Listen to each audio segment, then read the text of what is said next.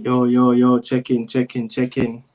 Wagwan, everybody. There, Daniel. Wagwan, on the block. You don't know the Nick and Dan podcast. They are again streaming on both channels. Yeah, Nick Harder Media House and Daniel Football Show.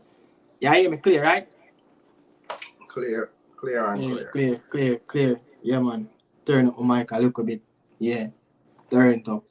Turn up the scheme, but you don't know there again. We're gonna run it in English Premier League. Yeah, run it in the English Premier League title race is stealing up. But before I'm going to that, because since I'm not really doing any JPL stream the other day, I don't know, man.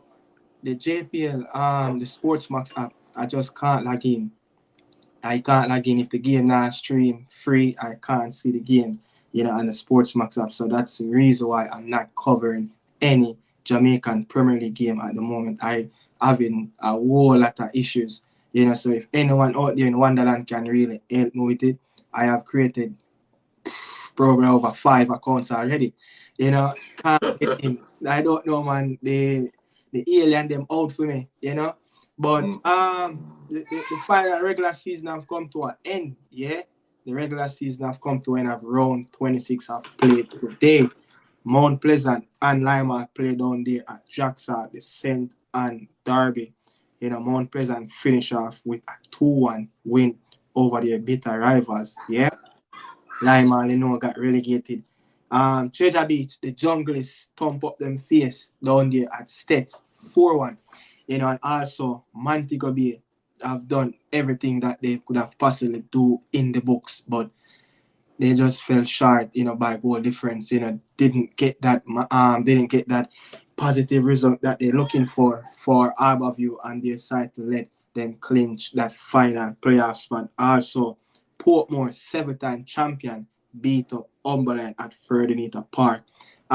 People, Portmore have gone and beaten at home this season, yeah, at Ferdinand Park. And it's sad to say, man, but the Portmore team seems like it's a team that have won the double just before COVID, and that's a team. I think Portmore went to around four finals straight, and they won two and lost two. I know Cavaliers beat them in one. I think it was Mobie for sure. I think so. But yeah, Portmore is back again after, Portmore got relegated. One of the latest top flight club got relegated in the last 10 years in the Jamaican Premier League, and they came back with a bang, and I said they won the double and actually played in the Azteca, yeah, during that spell. Dumbo Olin versus Veer, Dumbo Olin finish off on positive note. I was expecting Dumbo Olin to, after, those probably little hiccups that made, but I was expecting Lenny I team to get over the line after they were in that player position over Waterhouse and Montego Bay for some time. I think after 2 match weeks, yeah, but they just fell apart. Cavalier, Rudolph Speedman came out blazing. Mullines, what's really going on with Mullines? Daniel, the game that you tagged me, the Mullines and Waterhouse game, it have to be a sellout game. It have to be a sellout game, man. I really don't know what Mullines team, the players, the coach, everyone are doing at the time, but that game is so obvious. That game was a sellout. But big up to the team, them still, will make it to the playoff. Tivoli, will face Waterhouse, and Arnett Garden will play Portmore United. Mount Pleasant, Cavalier. Yeah, that's going to be a tough game. Third will play 6th, and 4th and 5th will play each other in the semi-final 2-legged game. I think the first leg kicks off on I think 2 weeks from now, a week and a half, the 21st of April. So people open and look out for that. The Jungle is going to come red hot. We need back a Premier League title. Yeah, we need back a Premier League title, man. But yeah, this is not a JPL. This is the Nick and Dan podcast, where we talk about crazy things that happen over in European football, Bundesliga, the French league. Yeah, Shaman Nichols, big up to the man himself, his team. Pick out one at Parc de France against Paris Saint-Germain. That was a close one. Yeah, that was a close one. But I mean, Luis Enriquez have started around probably 3 players that have never played in the French league, but it's still a tough team. You know, foot at the table versus top of the table, and they couldn't get it. I think Shaman Nichols' team is unbeaten in the last 2 games at Parc des Princes. Yeah, but let's see what's going to happen if Clermont Foot can get out of that rooted in the Farmers League. Can they dig up some roots in the Farmers League? You know, can they get some carrots out of the ground, yeah, and clear their vision to make their pathway a little bit more clearer. But look, the big thing, English Premier League, you know, everything has ended, United and Liverpool. That's where we're going to start, General. But before we go into that, man, how was your day going? How was that long journey on the road? Be traffic, you know. Went to deal with some things on the road and, you know, come back in from the podcast, people, you know, because we're not gonna mess this one up. We don't want this one keep rolling, you know, consistent every week, you know. Yeah. Because you see, right now, we not already put on a content, and this content is the one where I always gonna make sure say it there. But yes, you know, on the line, just go over there and, you know, subscribe to Daniel Football Show. Yeah, subscribe to the channel, show him some love. If you're over here and the Carter Media House, you know, continue. Yeah, and you know, but we you know, watch a whole lot of football this weekend. Even though I'm there on the work, I drive, I deliver package, or still I watch out the match them here. You know, your job remind me as when I would say probably about 3 years ago, you know, when I was living in New York delivering package for FedEx also. No, you're doing my previous job. Yeah.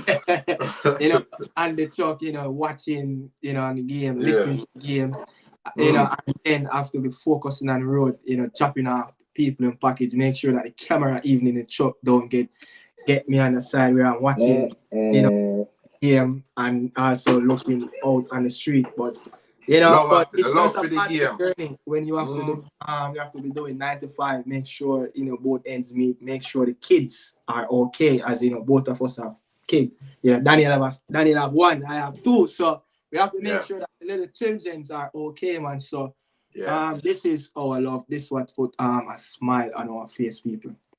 Talking about football, you know, talking about the English Premier League, you know. But look, man, we're going to get over there, Daniel, right now. United surprise Liverpool. I wanted to text you when your team Chelsea came back and scored 2 goals in a minute, 2 minutes, and beat United at Stamford Bridge, you know, in that crazy encounter game. And I was telling a lot of people, look, I'm not worried. You know, United is having a poor season, but I know for sure this Liverpool team coming Sunday will not get 3 points at Old Trafford. And I don't know if you remember, you know, back in Jamie Carragher days, United was going for the treble in 2008 at time when we both went to the Champions League final, and Liverpool actually gave us a fight at Anfield. So, you know, it's something that, you know, when it's either Liverpool or United, which other it is, whenever they go to, you know, a away ground between the two clubs, whoever is on top, whoever need that point more, the team that's struggling most of the time will always prevail and get that positive result to disrupt the other cars. Look, United and Liverpool, the biggest fixture in English football outside of the Old Firm Derby in Scotland, Rangers versus Celtic. You know, it's that prestige derby in England where every year, once the English Premier League fixtures drop, that's the fixtures most fans, you know, over in England looking forward to. But I don't know even where to get into this game, but United, a lot of people said United have performed really well, but I don't see it. United are just all over the place like some moderns, you know. But look, this is where I want to start. Nunes. What the hell is going on with Nunes? He have missing 24 big chances of the season in the Premier League so far, you know. a lot of people were saying that, yeah, if Diego Jota was there, maybe it would have been a different scenario. Yeah, I know Diego Jota is a more clinical striker. Yeah. I think he scored 9 league goals of the campaign so far. But I think Liverpool have missing a big opportunity to get a full 3 points at Old Trafford. I don't know what's your thought on the game.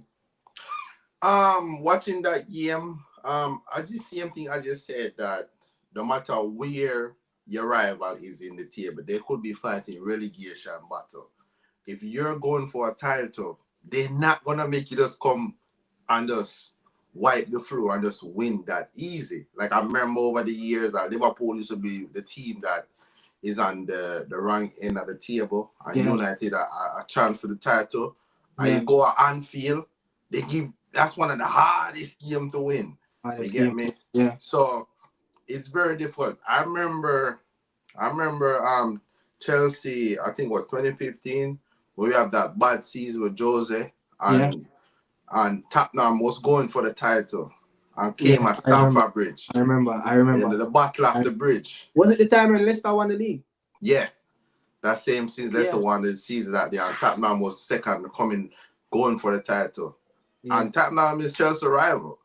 And we turn up. Hazard was with a brilliant finish.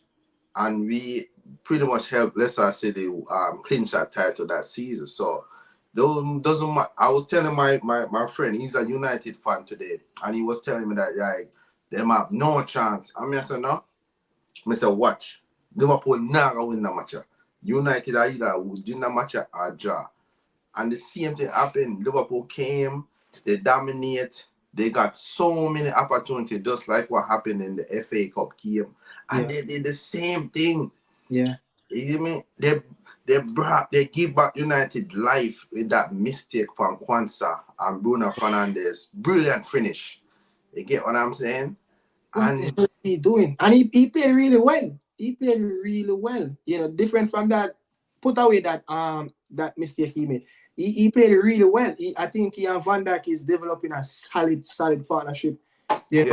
On that right side. And a lot of time, he went over to help young Bradley and stop, Marcus Rashford. A lot of times, even, Diego Dalot was going down that left-hand side. I remember one he started over that left-hand side and they were overlapping on Bradley and he stepped over and, block up that channel. So, he's been a really solid partnership with Van Dijk. And I think that's something that is really growing. A youngster with a very experienced center of a captain. But I think, as I said, I just feel like, Liverpool are missing that big opportunity. United is on their knees begging for help.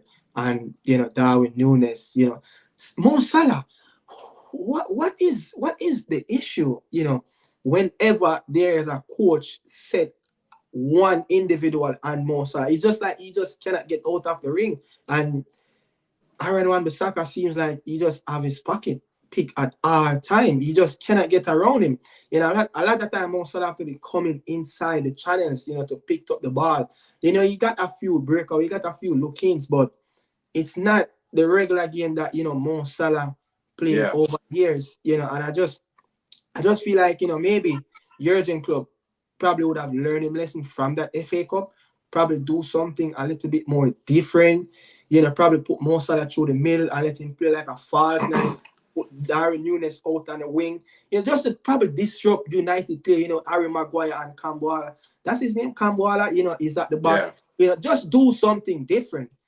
Try to disrupt this United team. United teams, as I said, it's down on their knees, crying for help. And he came back with the same tactics. That's the thing that he probably could falter for Jurgen Klopp to be playing sometimes the same tactics, the same pressing style over and over.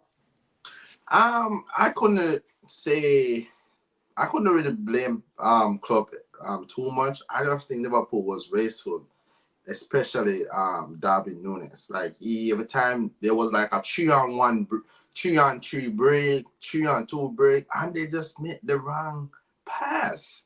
Like every time, I remember Liverpool got away so much time on United backline. I don't think a coach can do anything else than that. He set up the team, and Liverpool just did not take the opportunity. Like I don't think when Nunes a missed opportunity, Salah a missed opportunity, like there's nothing a coach can do about that. You get what I'm saying? It's basically almost just change your personality. That's it.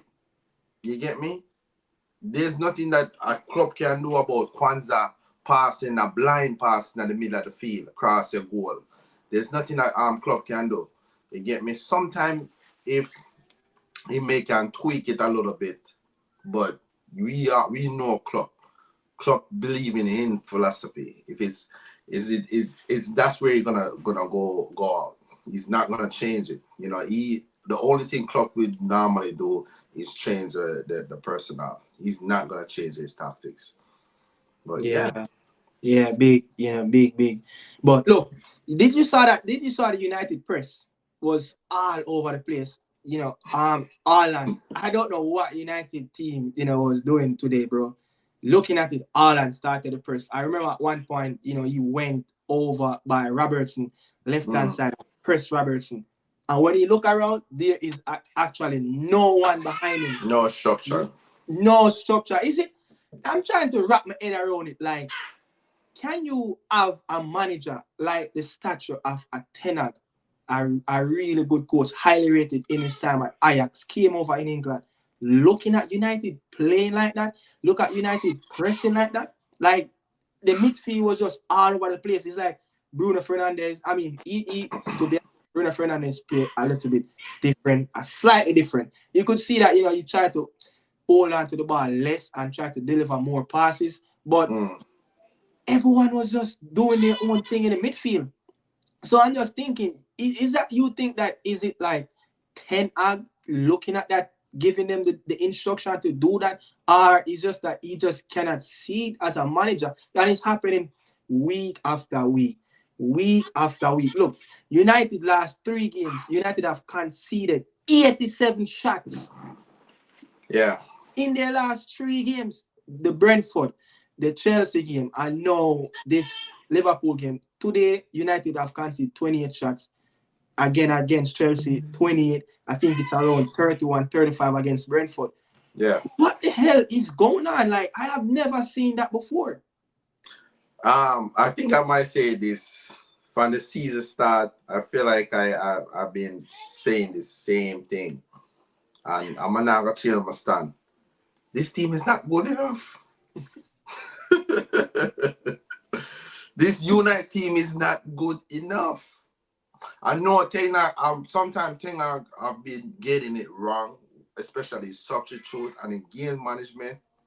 Yeah. But the team is not good enough. Rashford cannot press. Rashford is the most selfish player I've ever seen. He just cannot beat a man 1v1 anymore. The only thing he have done today is track back. That's the only thing he have done. Track back. Rashford is a player. He wants the coach to come around him and hug him and, baby. He doesn't like when it gets too hard and rough. Bruno is full of passion. Him height, him art in the right place, Like, I believe Bruno care.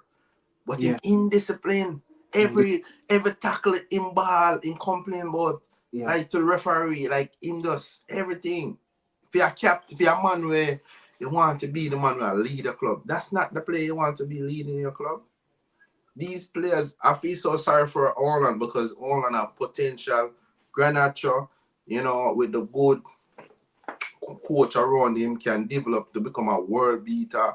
Anthony will work hard. I feel like Anthony needs someone who can guide him.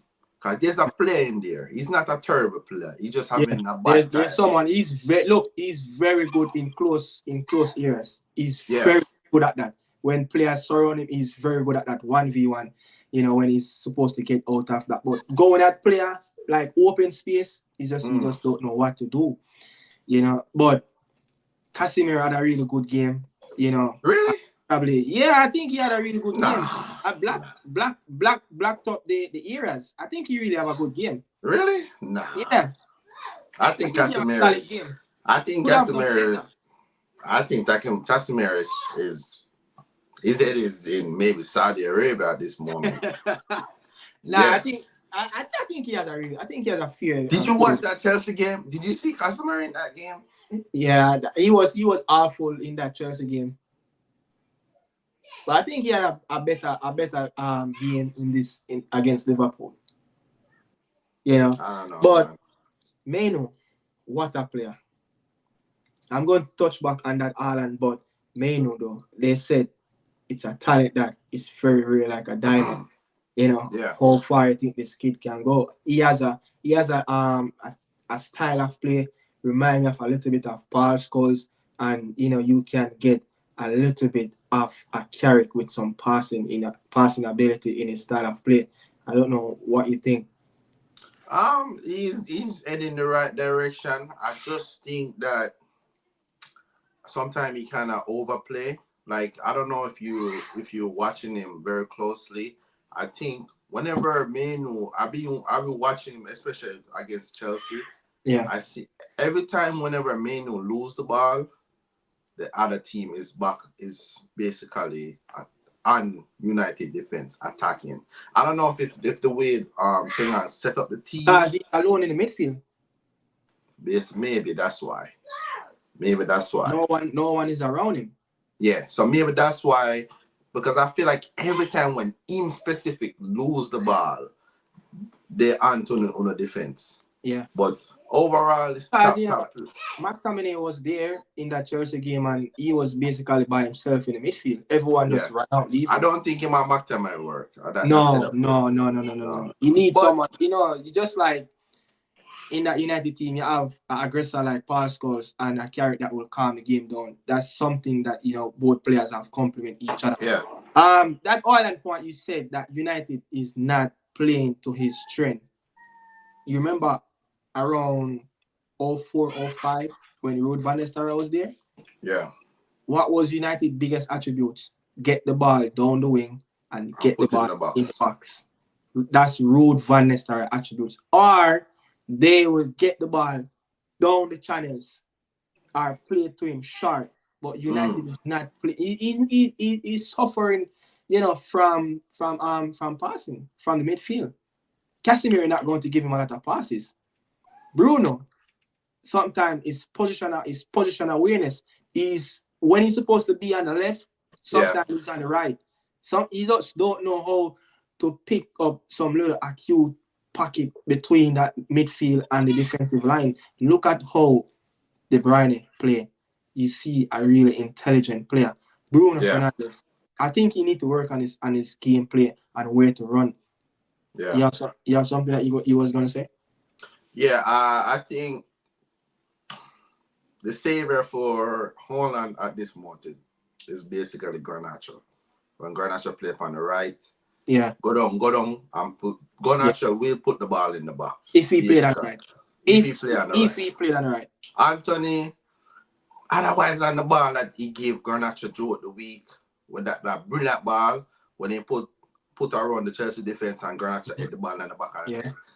I don't really see Anthony do that much. I don't see him put the ball in the box that because much. You want to cut in on that left foot and to cut in. So that's why he come back to all when Garnacho play on the right.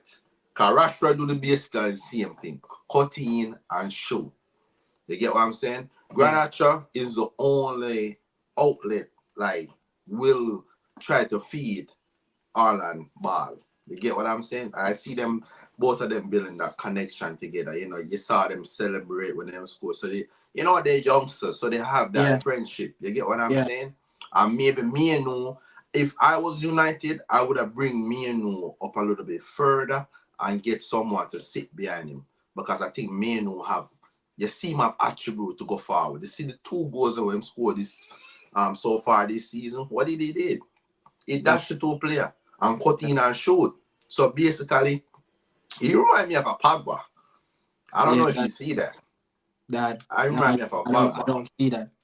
Maybe some glide past players. Yes. You know, just gliding past players. Yeah. You know, to be honest, for a little man, he's very strong on the ball. Yeah. He's very strong.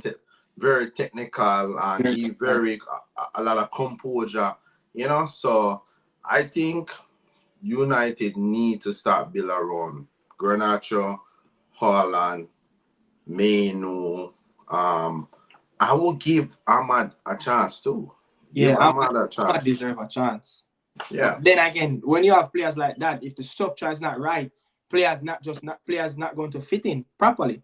You know, you have certain players that can play without a structure and play it really well. But you have players that they just need to play in a system, just like a Kai Havertz. You know, playing in a broken system, you will never get the best out of those players. You know, and that's what we're going to Eddie right now. The Gunners, Arsenal. Whoa, I must say, I don't care what anybody want to say. If Arsenal have the North London derby, if they still have to go to Old Trafford, this team look like they're the favorite to get this done, to be honest. I don't know if you see how they have been playing since the start of the year. They look a bit more mature. This is a time when Arsenal fall, and guess what? They getting stronger and stronger. Arsenal haven't conceded on the road for some games, you know. The last 5 away games, Arsenal have conceded none and scored 20 goals. That is some performance from the Gunners. Yeah, in 2014, level match played, conceded 4 goals. Kai Havertz, 9 goals since the start of the year. He just cannot go wrong. He just cannot go wrong what the guy is doing right now. You know, and that falls 9 and how he's playing, the team is living off that right now. And if you is a Guna, it's a happy time to be an Arsenal fan. And they just wipe away Brighton as if there's no... It's not easy since Roberto De Zerbi is at the M at Brighton. Amex. The Annex. You know, it's not an easy thing to go there and get points like that so easy. The Gunners make it seem like they were just playing against shadows. Yeah. You know, so look, if you're a Gunners fans, it's time to be happy, man. It's really time to be happy. And I think Arsenal is the favorite from right now until the end of the season. And I see this team is playing. I don't know what you think, but that performance that I saw, it was magnificent. And Trossard have scored on his former team. He was getting some stick in that game. Yeah. You know, he was getting some stick in that game. But that penalty though, the Lamptey with Gabriel Jesus, you know, they were complaining like it's not a PK. You know, I don't know if you saw it, but it's a penalty. Once the referee blow the whistle, it's a penalty. Just like, you know, Diego Dalot. Aaron Wan-Bissaka. Yeah. You know, it's not much in it, but once the referee blows his whistle, there's no overturning that. I think Lamptey penalty, it was a penalty, but I was hearing the commentator saying that's not a penalty because he won the ball and then he foot followed through and hit the player. But in this modern game, it's a penalty now. But then maybe not, you know, you win the ball, but you know, it's harsh, but you know, it's a penalty. Arsenal, I don't know if maybe because I just know them to be battling it at this moment in time of the season. But I still have you still have it? But I still have that. But I still have that. Say, when they come up against Tottenham, they still have Chelsea. Chelsea might want to go there and say, Arsenal got a Premier League title. You know what? Let's turn up and play some football. You see me? Them have got White Hart Lane. Tottenham not gonna make one Arsenal get one over them so easy. So you can see that's gonna be a very difficult. And they still have Aston Villa. Aston Villa is going for the Europa League, even though Aston Villa have been dreadful. They've been very poor, but you know, they have some quality. They can still turn up, but you know, I just have that feeling. And then they have Everton, the last game. Everton might be fighting for their life. That last game. So that's very, very tricky. And then Old Trafford, you know United. You don't know what United will turn up because everybody said Liverpool was gonna be United. So I don't know, man. It's very difficult to say Arsenal is the favorite, man. I cannot see them go through those whole. Their performance look well mature. I must give them this. Their defense have been very Gabriel and Saliba. have been a very good partnership this season. I must say. Is it? And Is it? kudos Arteta. I criticized him last week for the defensive display, but the defense is very. Defense win your title. Yeah. Defense wins your title. I must say, I give them that. I give them that. But I still have that one look at thing, thinking that it's gonna come back. If they're thinking they're gonna come to Old Trafford and try to get something, they can start to pop their bag, because it's not going to happen. Nobody, United have let City slide last season in the FA Cup to win that quadruple. It's not going to happen this season. Yeah, Old Trafford, that different thing. Thing. It's not going to happen this season. It's not easy to go Old Trafford and win. It's not easy. Remember even when the coach that won you the title in 2010, Akalo? Yeah. You come to Old Trafford. It's not easy. A lot of times, even that period. You have to win at those type of places. You don't want to say, oh yeah, we are winning a title. You have to go there and win. If you go to United and sweep them away in this moment of time, then you can say you have a big chance of winning the title. But look, Arteta was getting a lot of stick of that transfer fee and Kai Havertz, and you have to give him a lot of credit at this moment. Turn it around. What's that one thing you see in Kai Havertz game in the new year? In September and December, he has scored 1 goal. I think he has scored 1 goal. I think between August and November, he has scored 1 goal. What's that thing that you see that have changed in his game? What probably Mikel Arteta have brought out in the player? All right, I'm gonna give you a stats for Havertz since he's been at Chelsea. The first season, this at 2020 to 2021, he played 45 games, 9 goals scored. The second season, 47 games played, 14 goals. The third, the last season was Chelsea. He played 47 goals and he scored 9 goals. 9 goals last season for Chelsea in every competition. This season with Arsenal, he played 42 goals and he scored 10 goals. Numbers have not really been dramatic, like better. Yeah. But you could say, and him have 5 assists overall.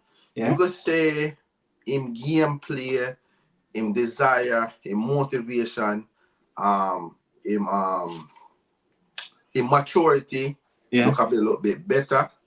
You get me? Because I see Chelsea fans on Twitter say, yo, I want the Arsenal fans. Havertz now do nothing different. He might do the same thing when he do at Chelsea. He not score 20 goals. So you're saying that he's getting... No, but what I'm saying is, it's not just about the numbers, Havertz. People keep on looking at numbers.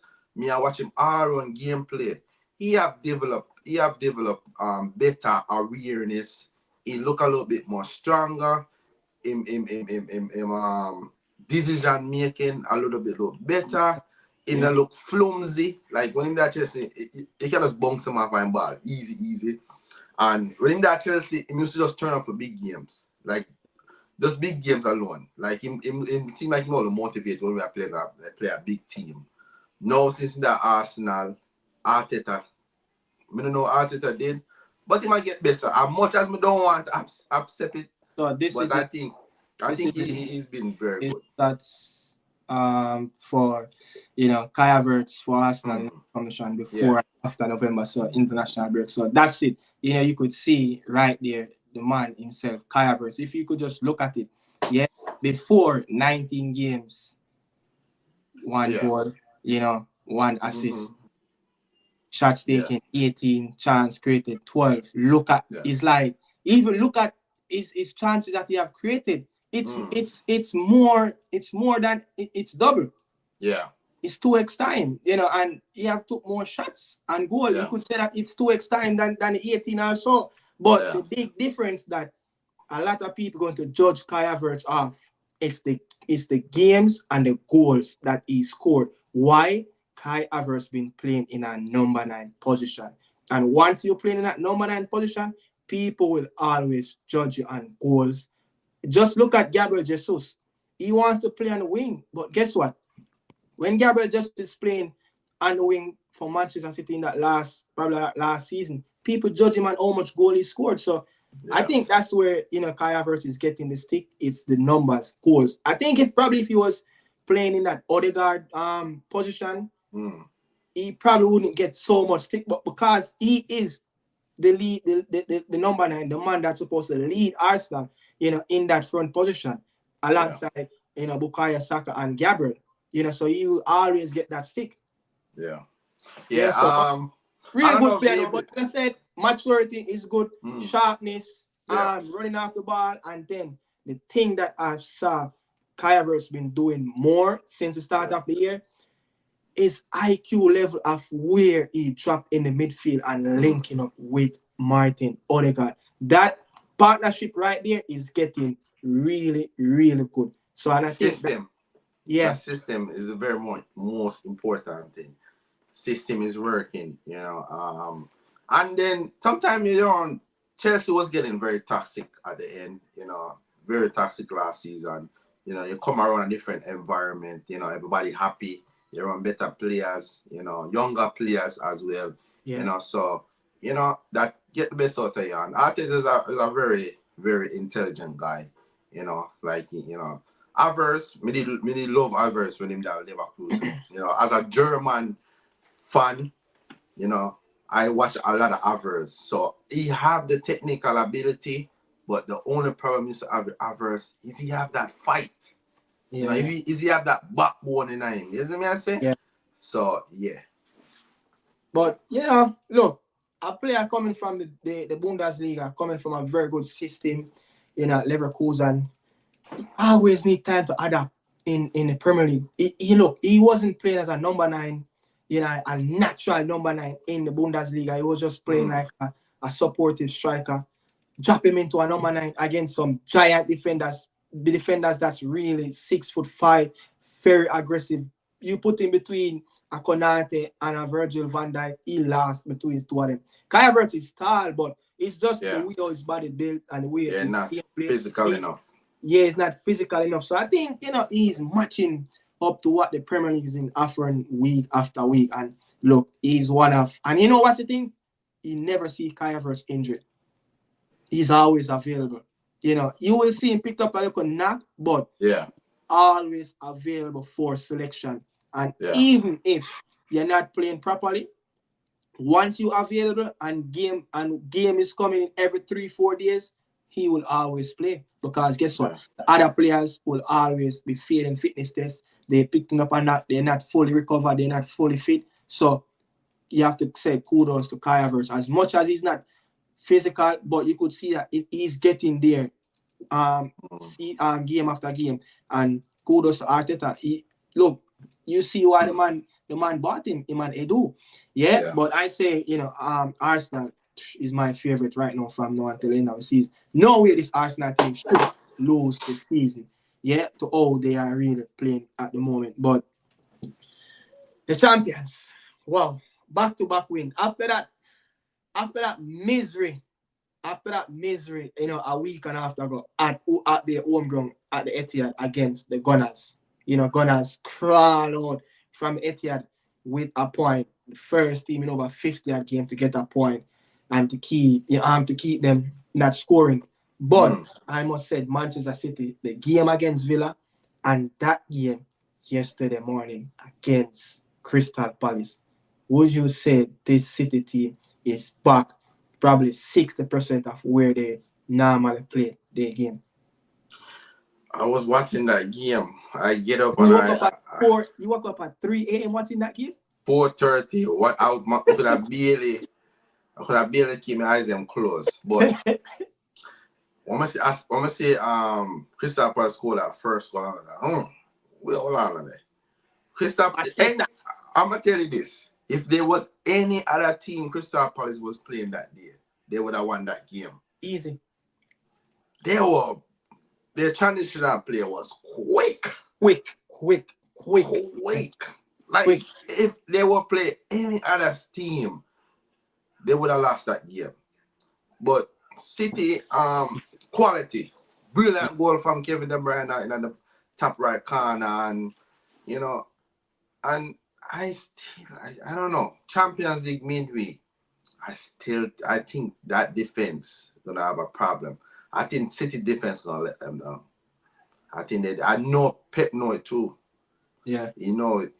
They're making too many mistakes. Arsenal is not really making that much mistake. No, Liverpool, that's the first mistake I saw Liverpool make this season. City is playing like, Liverpool is to play on a Brendan Rodgers. Just try to outscore team. Yes. But that's not going to work. It's going to cost you in the end. Because you're going to come up against a team that's very good defensively. And they're going to score on you. And you just you cannot score on them. Just you like get what I'm saying? Just like what you guys did, you know. You know, so it's gonna cost them. I think I feel like it's in between Liverpool and Arsenal for me. Yeah. I think City gonna finish third.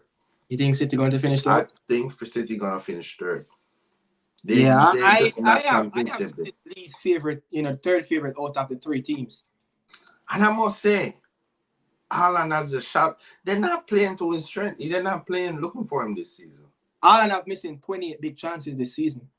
Yeah, he have been not convincingly. But I think I saw a stats that Kevin De Bruyne have given Haaland around 11 goals, something like that.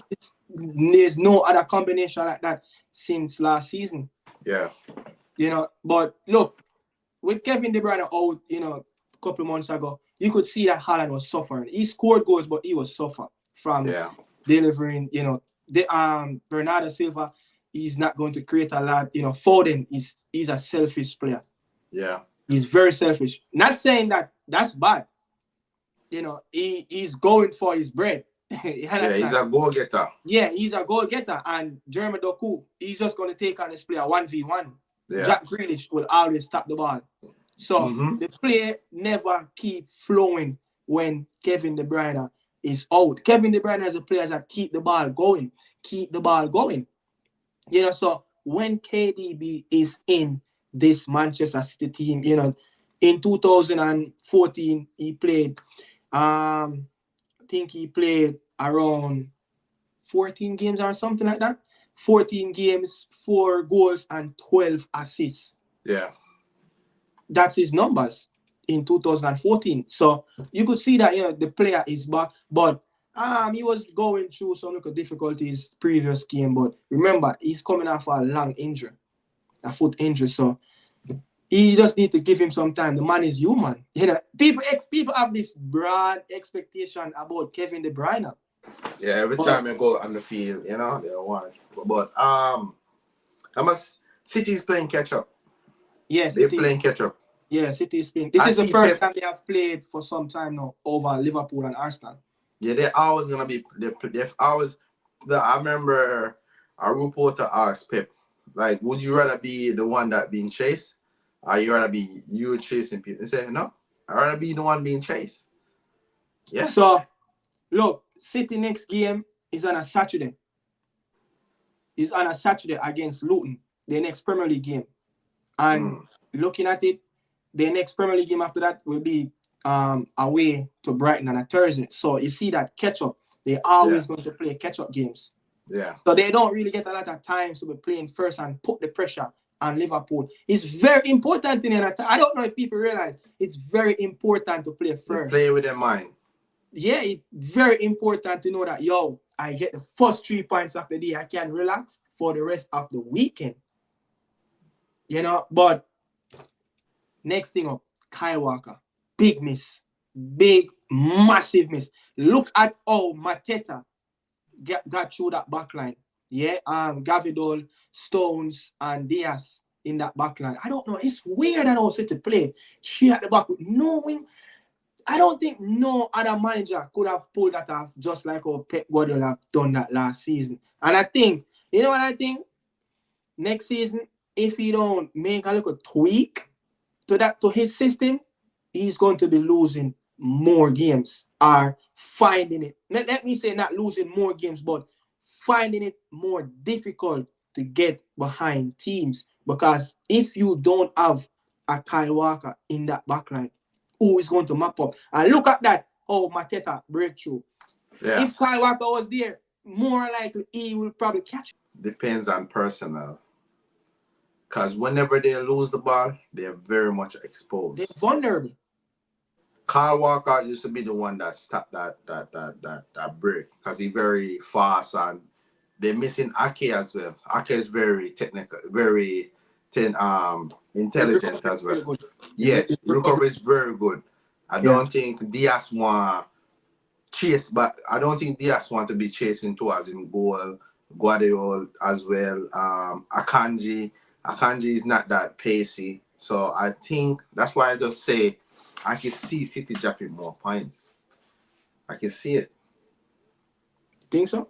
Yeah, I can see City dropping more points. Of course, there's no way City are gonna go through this. They're normally full season no points drop. Yeah, of course. They're definitely gonna drop points. Yeah, they still have to go top now. That's a very difficult game, and they have those Champions League tie. So They still gotta go to Brighton, Wolves. Yes. Very tricky, you know. And yeah. Luton, don't count Luton out. So I have the stats between Ake and Diaz. So the stats between Ake and Diaz: successful tackles per 90.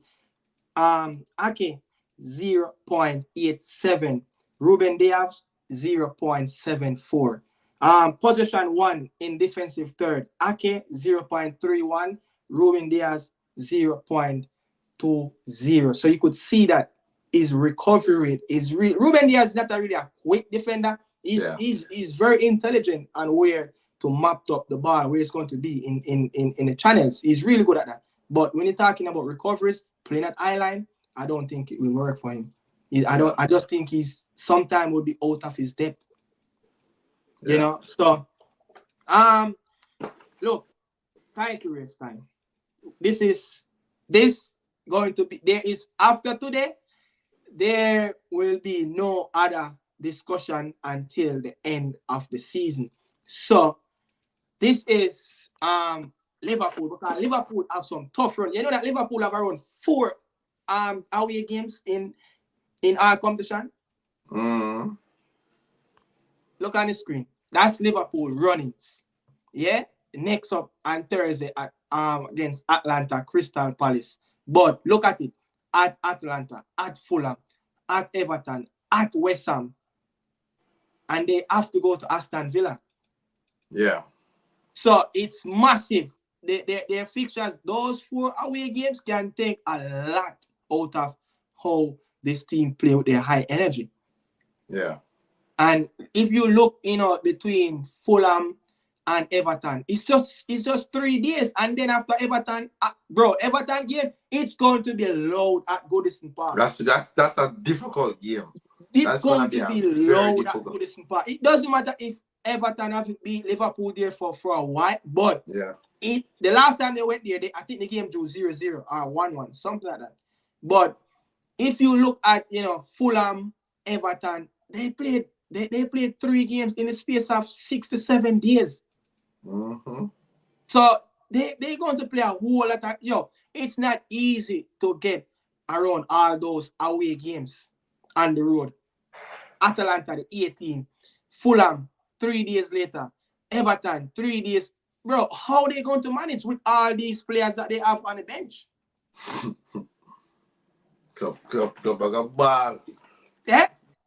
You make a ball. Come come out and talk nonsense. And love complain. You have Becca, you have Jota. Becca come back at, probably a few weeks. Matip is done. Jota come back a few weeks. Bastesic come back a few weeks. Thiago, I don't even know when Thiago is coming back. And Alexander-Arnold will come back in a couple weeks. So where is going to get the strength from? He brought off Gomez, Jones, Gakpo, and Elliott, off the bench today. They have nobody else. Yeah.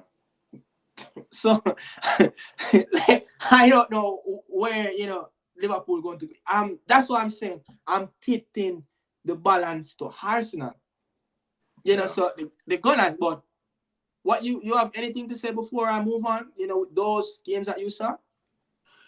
I think he have to prioritize the Premier League and put out his weaker team. If he move on to the next round in against Atalanta, it's going to be a next two-legged game. Yeah, I think I would prioritize the Premier League. I think knowing that he's leaving, leaving with two Premier League look better than leaving with a Europa League.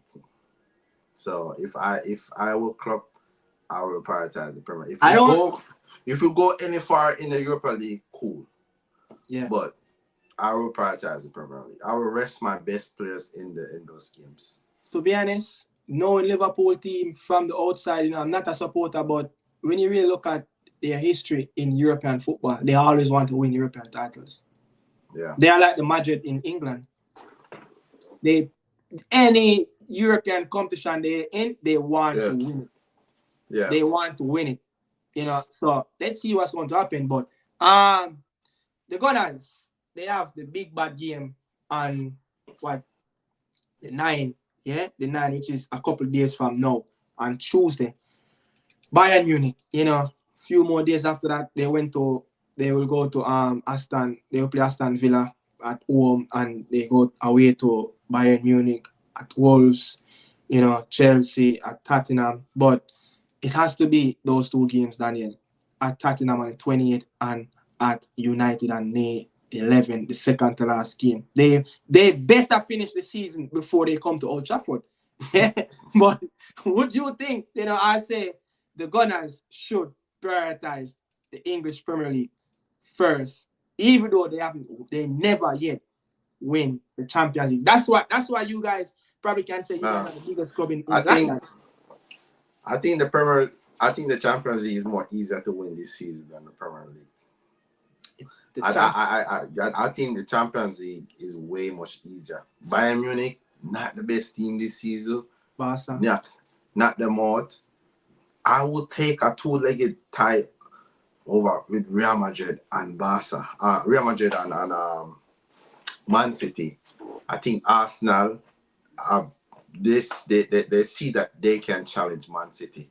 Real Madrid not unbeatable. They have superstars, but you can go a toe with them. They have problems in the back. Premier League is back, but they have issues of keeping our teams. So I feel like the Champions League is a little bit more easier, but if Europa League is a different thing when it comes to Champions League. You cannot talk about you can prioritize Premier League and don't prioritize Champions League. Yeah. The elite club go for both. Yeah. You can't just prioritize one. You have to go for both. You get me? Why you going to Champions League? If it's a big club, you should go for all. You should go both. You should be going for both. Because you talk about you prioritize Premier League over Champions League. No. You need to go for both. So Europa League different. Liverpool down for win. Europa League, that's okay. That's all right. Conference League, nobody cares. Champions League is where it is. If you go for the Premier League and Champions League, you have to go for both. It's not one. It's both. Yeah. Chelsea was the team that beat Arsenal in the Europa League final 2008-2019? Yeah. 4-1. 4-1 in Baku. Hazard last Hold on. That was 5 years ago in Baku? Yeah. Hazard was playing, right? Hazard was playing? Yeah. I was going to say Baku, but I wasn't sure because I was thinking Baku was like a couple seasons ago. Baku, man. When they made that, Baku's in Azerbaijan? Yeah. Oh my God. So Arsenal have only go to 3 finals in European football.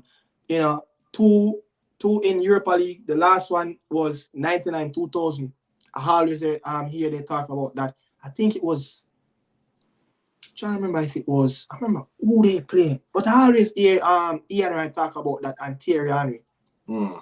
They went to the Champions League final with Barcelona. How they let Barcelona won that one, in 2005 with 10 men. But look, this is Arsenal's best time since the Arsene Wenger era. Nobody can disagree with that. And I think they just need to go full on the Premier League and the Champions League. Just give your best shot.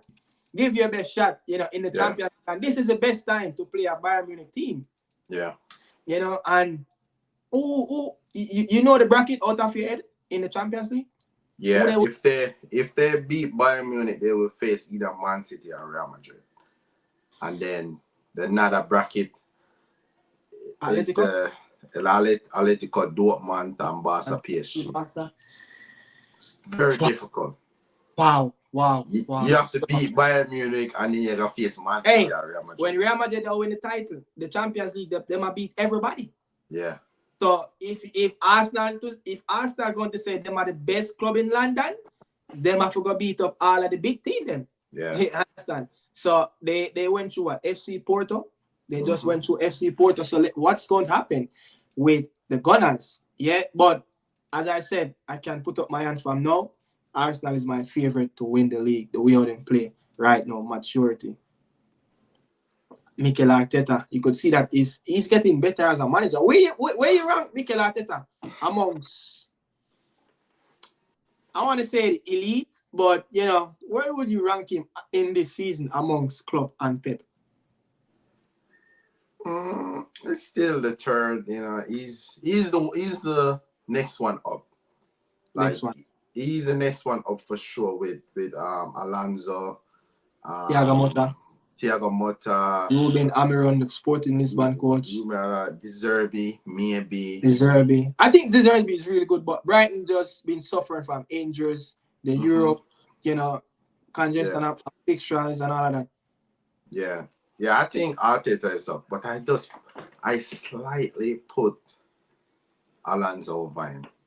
You get me? Because the type of football they're playing, and then for basically like a winning title in a German league is very difficult. Break up. And they're still unbeaten.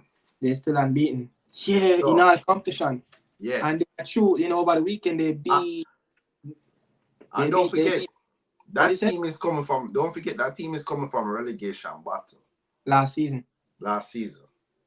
Yeah, that's true. He picked them up and he actually saved them. Yeah. But remember, where he picked them up from, I think it was a 1 or 2 spot above that playoff relegation spot in the Bundesliga, and he drive them to get a Europa League spot. Yeah. So it's what he have been doing since last season, man. It's remarkable. Yeah, it's remarkable. But look, Aston Villa and Tottenham Hotspur. Right now, Tottenham Hotspur is in the driver's seat. 60-60.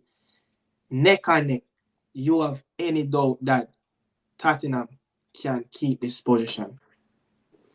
Yeah, I think Aston Villa disappointed me lately. I was very disappointed with that lineup that Emery put out against Man City. Like, he put out his second best team. Like, why are you doing that? Yeah. He think that he was just gonna turn up and just beat Brentford after all. Why? This is the Premier League. You have to take every game serious, but I think Tottenham is at the edge. They have back all their players. Everybody's fit. I think Tottenham is the one, and Tottenham score a lot of goals. I know they concede goals, but they score a lot of goals as well. And Angie have not changed his tactics all season. Like, he believe in his philosophy. It's either go die or go home. Yeah, so kudos. I hear Chelsea, they did interview Angie, and they decided to go with Pochettino. Crazy. Really? Yeah. They interview Vincent Kompany, Nagelsmann, and Angie. and they wanted the You know why they go with Pochettino? He have the credibility of what he have done with the Spurs team. Dele Alli, Lucas Moura, Young Min Son, that young team, Harry Winks, and bring them to the Champions League final. No, Pochettino's a yes man. And then Chelsea already knew that. Yeah. They to get all of these youngsters, the best youngsters. But when you say the best youngsters, you think Chelsea get the best youngsters around the world? I think they do. I see proof. I see it all the time. But Pochettino is just not the man to lead them. We need a leader because we don't have any leader on the field. You get what I'm saying? We need someone to guide them, to lead them. Pochettino is not a leader. He's not a winner. He doesn't have elite mentality. Even Arteta have an elite mentality because he grew up around Pep. So he get that. Pochettino is a loser. He's a battler. You get what I'm saying? He lose the league at Paris Saint-Germain. He lose the league at Paris with one of the best team ever. You see what I'm saying? So that alone say that this guy is a battler. Don't get me wrong, he's very good at developing young players and teaching them the game and blah, blah, blah. That's his philosophy from his days at Espanyol. But that's it. Pochettino is the guy to come in and bring everybody together and get the things going. But he's not going to take you to another level, to the next step. He's not. You get what I'm saying? So that's where, like, when I company and say, get Pochettino out, I've been past that training. I don't know why Chelsea fans keep on get upset. Could I lose against Sheffield in that last? Of course. Even against Burnley, 10-man Burnley. It's a mentality thing. He is awful at getting the best out of the team. He's awful. Like, him get the team up so pump up to play better teams. Every time when Chelsea needed a result, they're going to get it. And he's going to survive for the next 3 games and lose or draw those games. And they needed a result. I already told you. I tell you, every time we play a big team, I'm confident.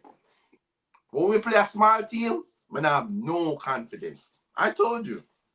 But this has been going on the whole season. You know? So, yeah. That striker for Sheffield was at Villarreal, Baratan Diaz. That is on loan at Sheffield. When he was at Blackburn, he was scoring loads of goals in the championship. And, after he switched allegiance from English, his mom is a Chilean. And, he took their nationality and then, boom, he got that transfer to Villarreal. Not many players can get transferred out of the championship to Spanish league team. Villarreal is at probably in the top 6, top 8 team in La Liga. I think his quality is a bit above where Sheffield is at this moment. I see this player probably can run in the channels for West Ham. I see this player, probably can be doing a very good backup job whenever Ollie Watkins is missing. Yeah. For Aston, I see this player is really good. Even when I watched him in the CONMEBOL World Cup qualifier for Chile team, is totally done right now. They're on a rebuild farm. But about time, Isla Mande and Bonjour, Sanchez, Vidal, Gary Madel, Vargas, all these players, man. It's time, it's time. But yeah, he's a really good player though, and he's getting chance after chance, and I think if he don't get that move this season and probably go back to over Villarreal, let's see. But what I want to go, somewhere else. Let's move on from that. But the relegation time, Pooh. The relegation time. How excited it is. Sheffield getting back-to-back points. Sheffield 16. I'm not saying they yes, they're alive. but I'm I'm saying it's just excited to see that they got points against Chelsea. And was it against Fulham, I think? When Fulham came back? Yeah, it's Fulham. But they lost against Liverpool. They lost against Liverpool at the field. But they picked up points against Bournemouth. They're still strong fight. They still you saw that what's the manager name again? What's his name? Chris Wilder. You could see Wilder. You see his passion was like yes. The man them still a show fight. The man them just there, bro. The man them just there. I don't want to say it, man, but worse than to play a team like that. A team that not playing for nothing is the worst thing to do. Because they have nothing to lose. Basically. Chris Wilder is a legend at that club. He brought them up from League One Championship to the Premier League. So this is his third stint at the club. But I think if Sheffield do go down, they should keep him. They should keep him. But Luton Town, late goal. Remember when not this podcast, but remember when we started doing covering the Premier League? Yeah. Can Carlton Morris be the man to take charge of this Luton Town team and to keep them survivor? And both of us disagree. Yeah. Both of us disagree with Luton Town striker. No, he is the man that's scoring the goals for them. A late goal against Bournemouth.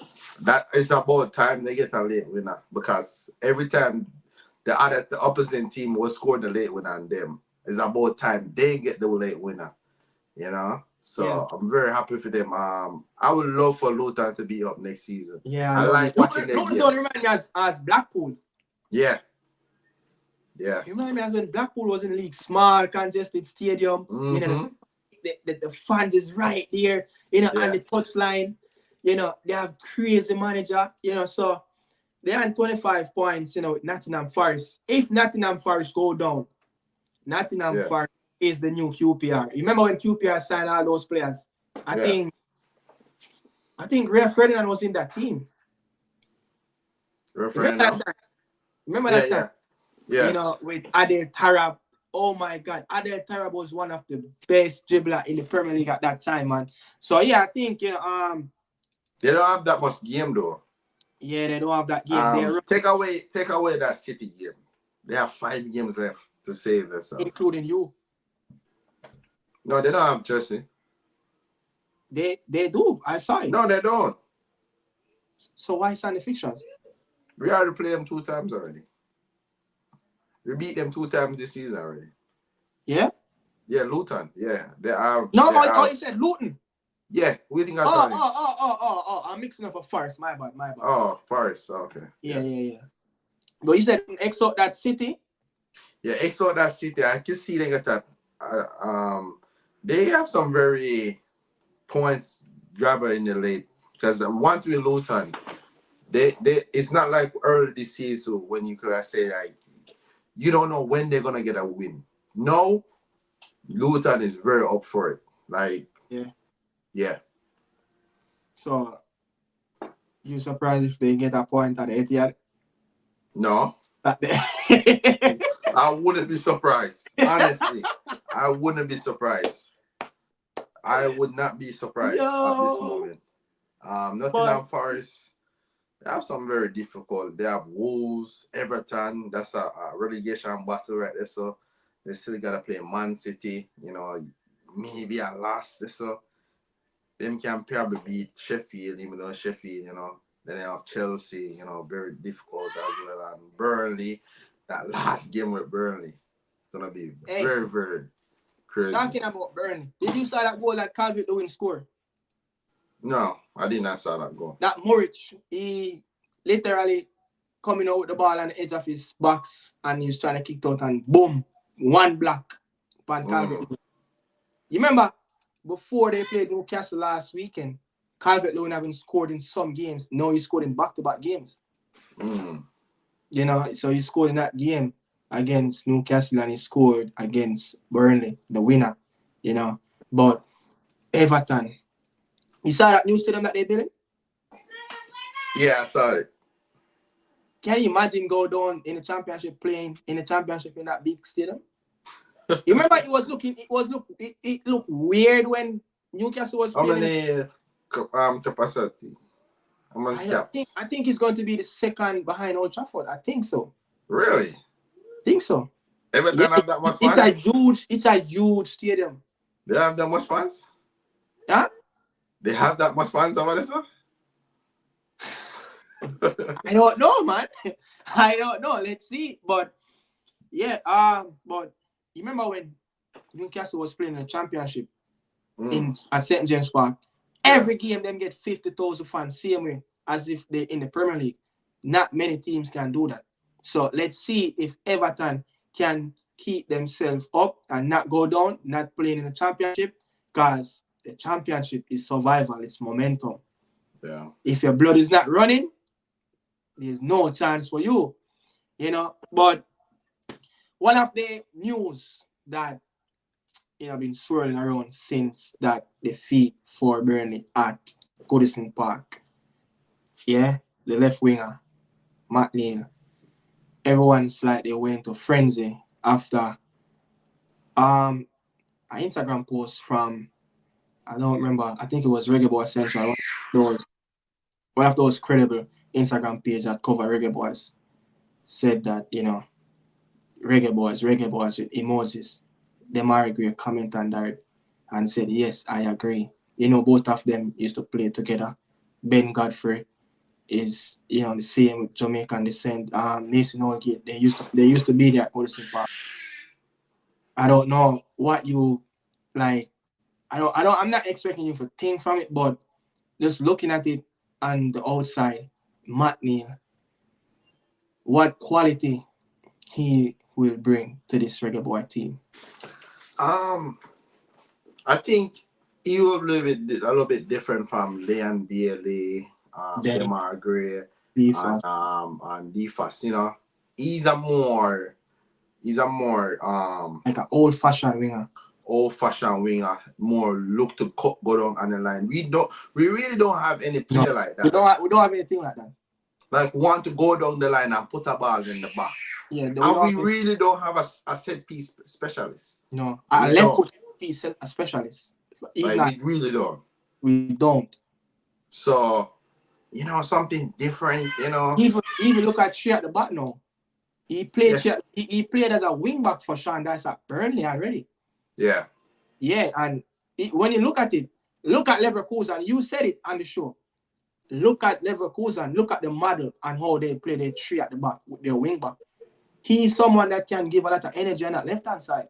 But I don't see him. I really and truly, I said it on a video that I did before I came on here. I don't think he will make our starting level greater or much more top notch. What he will bring to this Reggae Boy team, he will make us a stronger team, taking off players off the bench. Yeah. Look at this camp that just finished. We need players. Players were dropping like flies. Players were, players calling out like, hey, Coach Al Grimson, I'm not coming today. Yeah, we have around 7 players, out. But he will make our bench more stronger. If you look at it though, as I said, no old-fashioned winger. Dwight McNeil, I give you a stats on Dwight McNeil this season. I give you a stats, and when you look at Dwight McNeil's stats this season, for Everton, tackles won 55% of his battles. Aerial duels 46%. Successful dribble 47%. Successful cross, he had 47 successful crosses this season. You could see that looking at it now.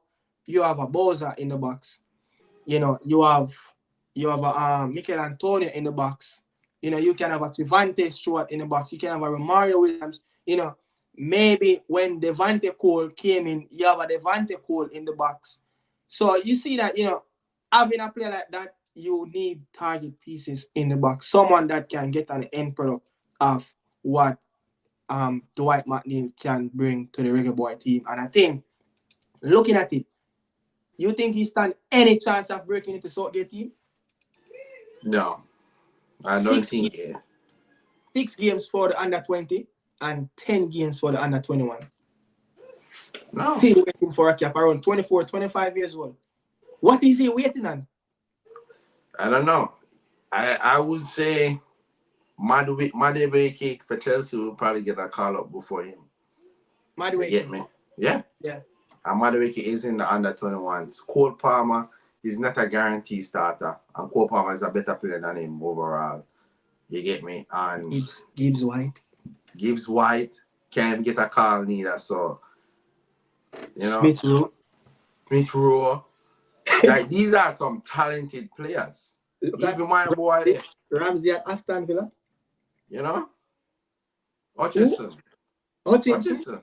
Look at even Ramsey at Aston Villa, the Ramsey brother. That's the Ramsey, right? And Rodgers that scored, that's been playing regular now for Aston Villa. Those players are not going to get a call that easy. Saka ain't going nowhere. Foden ain't going nowhere. Rashford is in and out. Look at Sterling, Sancho. Those players going to have to fight to get back into this England team. So what the hell is he waiting on to look? I don't know what is. Does he have any other British United descent, Ireland, Scotland? If he was having like say Irish descent, Welsh descent, he had probably gone already. You know who is on the verge? Might play and snub England and just give up. Oh. Is he better than Harvey Barnes? Harvey Barnes. No way. Harvey Barnes is struggling to get a call up. Who is my give up on? Who is my guy? Scotland. Yeah, his grandparents are Scottish. Yeah, Harvey Barnes, top player. I don't see McNeil getting. He still have Gordon. Forgot about Gordon. Gordon's a better player. So I don't know. You think? I think sometimes why some of these players even use Dwight McNeil as an example, right? So he's a wing player, can play at wing back, play as a left winger, can play at number 10. You know what he's really, before I move on with that, you know what he's really good at too? His technical ability of dribbling the ball. I don't know if you noticed that with him. He's not the best flashy players to go in open space 1v1 with defenders and beat them with skills. What he will do is just, shimmy down the left side, one quick cut back in like an iron Robin, boom, in the box. Yeah. And that's what Burnley was successful with a lot of times. And just because Everton players right now is not putting the ball in the back of the net. And then, the team is playing poorly at this moment, So, but I think he will add some depth to our squad moving forward into, we're going to play a World Cup qualifier. We're going to play Copa. September again is Nations League. October, Nations League. November, Nations League. March, Nations League. Come back around to 2025. World Cup qualifier. So we're going to need a lot of players, especially quality players. But I think though, coming off the bench, he will be a really good asset, for the Reggae Boy team, to be honest. Really, really good asset. I look up to him as a player that, he's one of, that you remember when in the English Premier League, you used to have like player like Aaron Lennon, Ashley Cole, old-fashioned wingers like that, Joe Cole, Craig Bellamy, players like that. I think I rank him with players like that. Not saying he's a quality player like those players, but I rank him amongst those players in terms of getting in quality ball in the box, so yeah. I'm just waiting, for him, to actually start to say, yeah, man, big boss, just come play for the Reggae Boys, yeah. But look, say, let's put it like this. Say you Dwight McNeil, we used to play for Everton, just like how we used to play for Marvel and Boyz together. Yeah? And you remember at the time, both of us leave Boyz, you went back to, when both of us was at Boyz at one time, and then after under 15 finish, you went to McNeil, and I stayed back and played under 13, and I think we played together, right? Yeah. and then you went to Marvalibach, the club that where we started, right? Mm-hmm. And then I went to Arnett Garden from Boystone. What happened when I wasn't getting any game at Arnett Garden? Who persuaded me to come back to Marvali? Me. Yeah. So you think that having Demarai around can really persuade him to come play for the Jamaican national team? You think that you think like a friendship like that? I don't know how close is the friendship, but they probably they must have some relationship for him to comment to say yes, I agree. Yeah.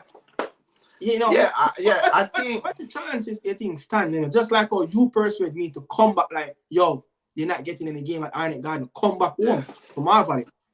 I think it's easier to do when it's a club.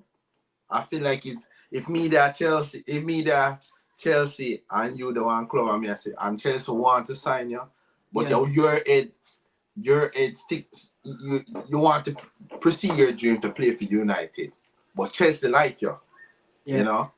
And me I tell you, they want you over here. You get me?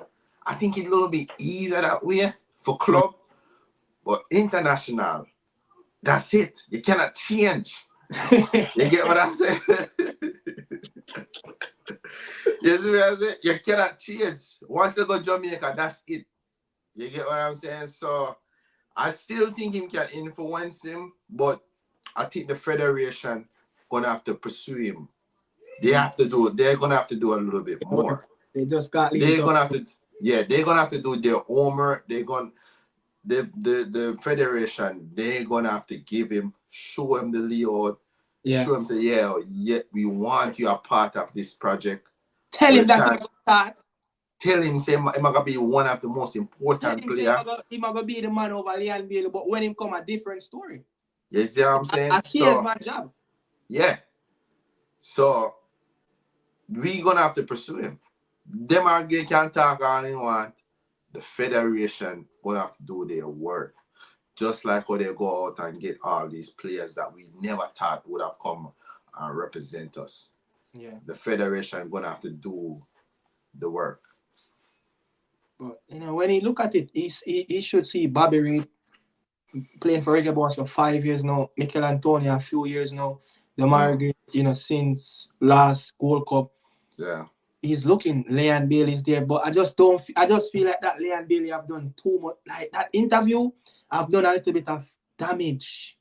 And not like big stain over the wall, but you could see that little bit of stain. When you come out and said, yo, look, me and you and the Reggae Boys fans and these people that these people that online right now, they know that the federation is not organized. You get what I say? Yeah. But people that don't know what really going on, it's going to look really bad on the outside, you know.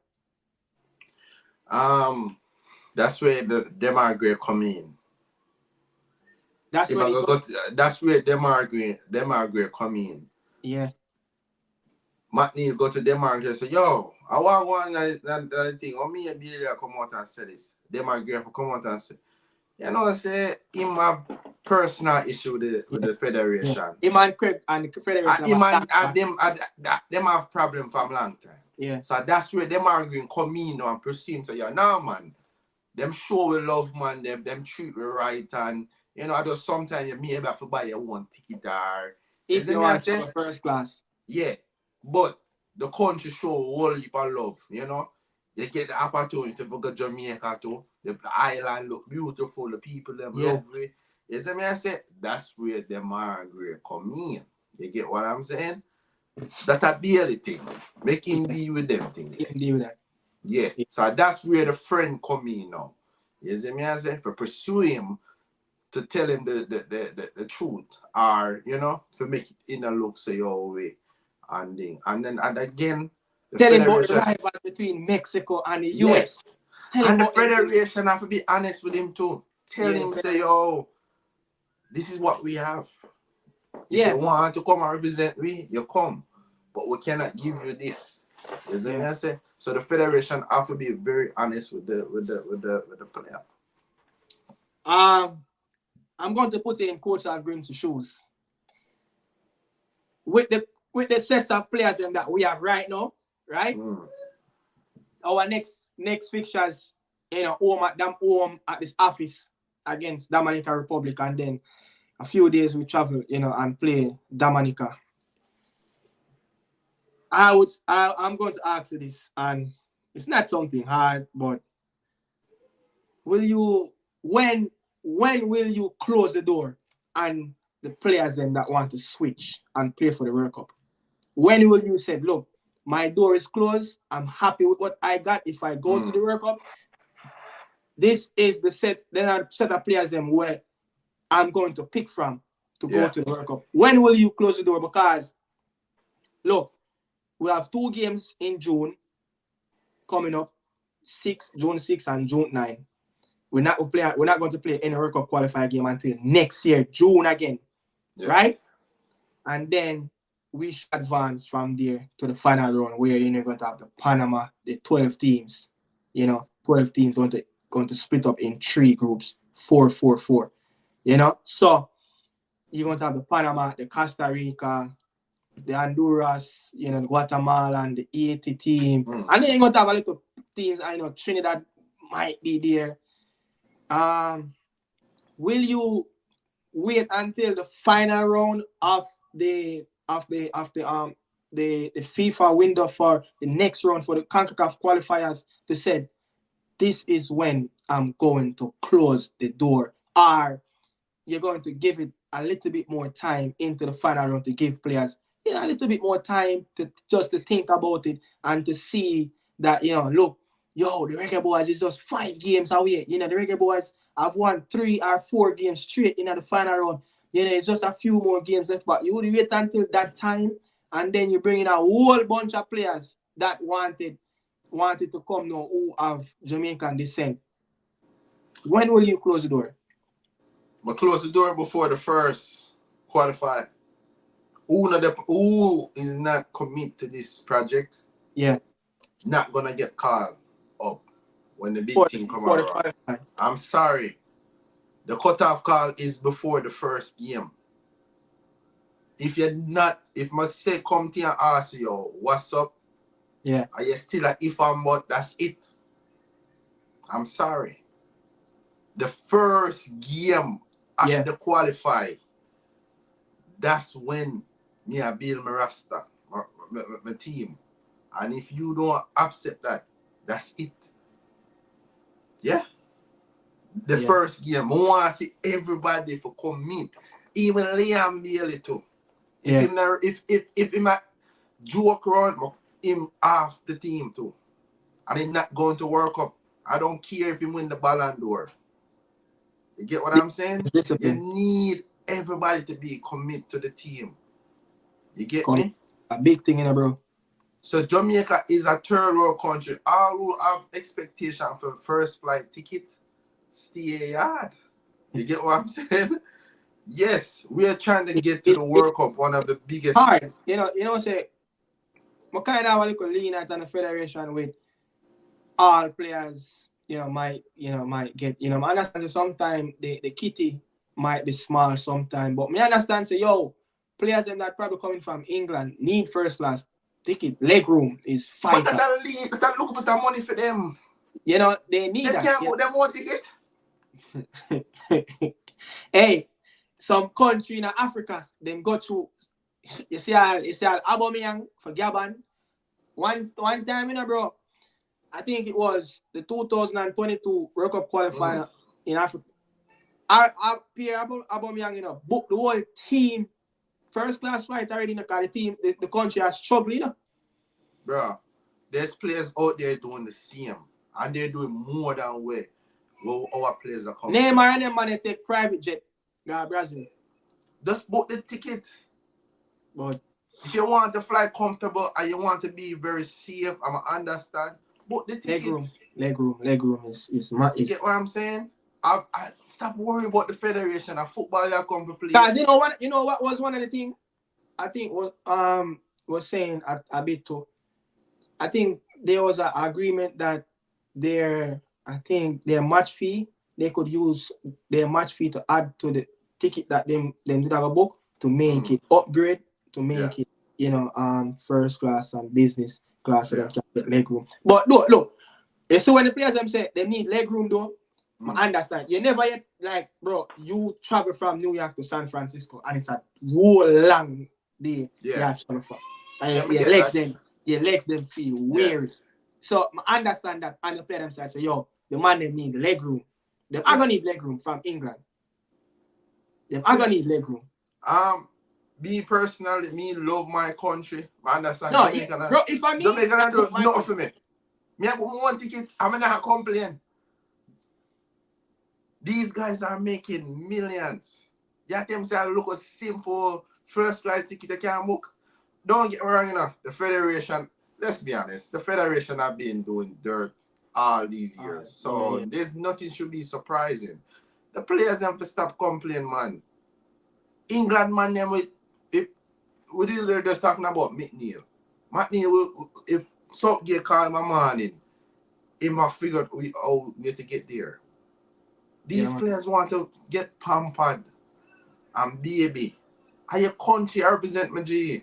Yo, you know, say it takes a lot from the Federation, as what Chippy said, get him own room and get first. Imagine if you need to book first class ticket for everybody and then get your own hotel room. You know how much money that? That's a lot of money. You know how much money that? But Trey 786 said, yo, yeah, it's not about money, dog. It's about respect the country. Now pay them, at least buy them ticket if you're not paying. That make you understand it. If you not give the man them the money, put the money in a ticket then. That make you understand it. Yeah, I get that, but at the same time, ask Baby Ghana, Ricardo Fuller. Ask them if they was getting that much money back then in the days. You know them and they come out and complain? It was the same thing. Same thing that going back then. You know, nothing different. I'm not saying the Federation is any saint in this. But what I'm saying is nothing have been different. Yeah. Nothing have been different. This is the best opportunity we forget to go the World Cup. Yeah. Why we got ended over some plane ticket? Come on, man. Yeah, I think when you really look at it, bro, as a Jamaican, I look at it, Blake, born Jamaican. And I don't really want to go into this direction of who born in a Jamaica and who born. We are talking about Jamaican. The man them, you know, we still live on the island like Blake and Nanalo. Yeah. Bailey. Them man we play ball, then grew up in the system in a Jamaica. You know, want to play in a World Cup, want to play for the national team. You understand? So I'm going to come to that soon, Mills. But you know, look at those players. You understand? Those players like that. Those players are just like me and you and Chippy. But you know, both of us were having rivals. You know, when we were small, and our guidance and upbringing is to play for the national team. Me or you in the position where you know we are getting decent salary, trying to come to play for the Reggae Boy team, bro. You think me wouldn't book my ticket? I mean, the man saying book him ticket, and I know a few players that had book their ticket and get upgradement. Do you understand? So me can understand that, but and the Federation, the man kind of a little bit cheap still. You can understand that. But you know one thing when they need to do, you said it. Just be open. Just be honest. And show respect, as what Trey just said. Respect. Yeah, show the respect, you know, show commitment to the players them.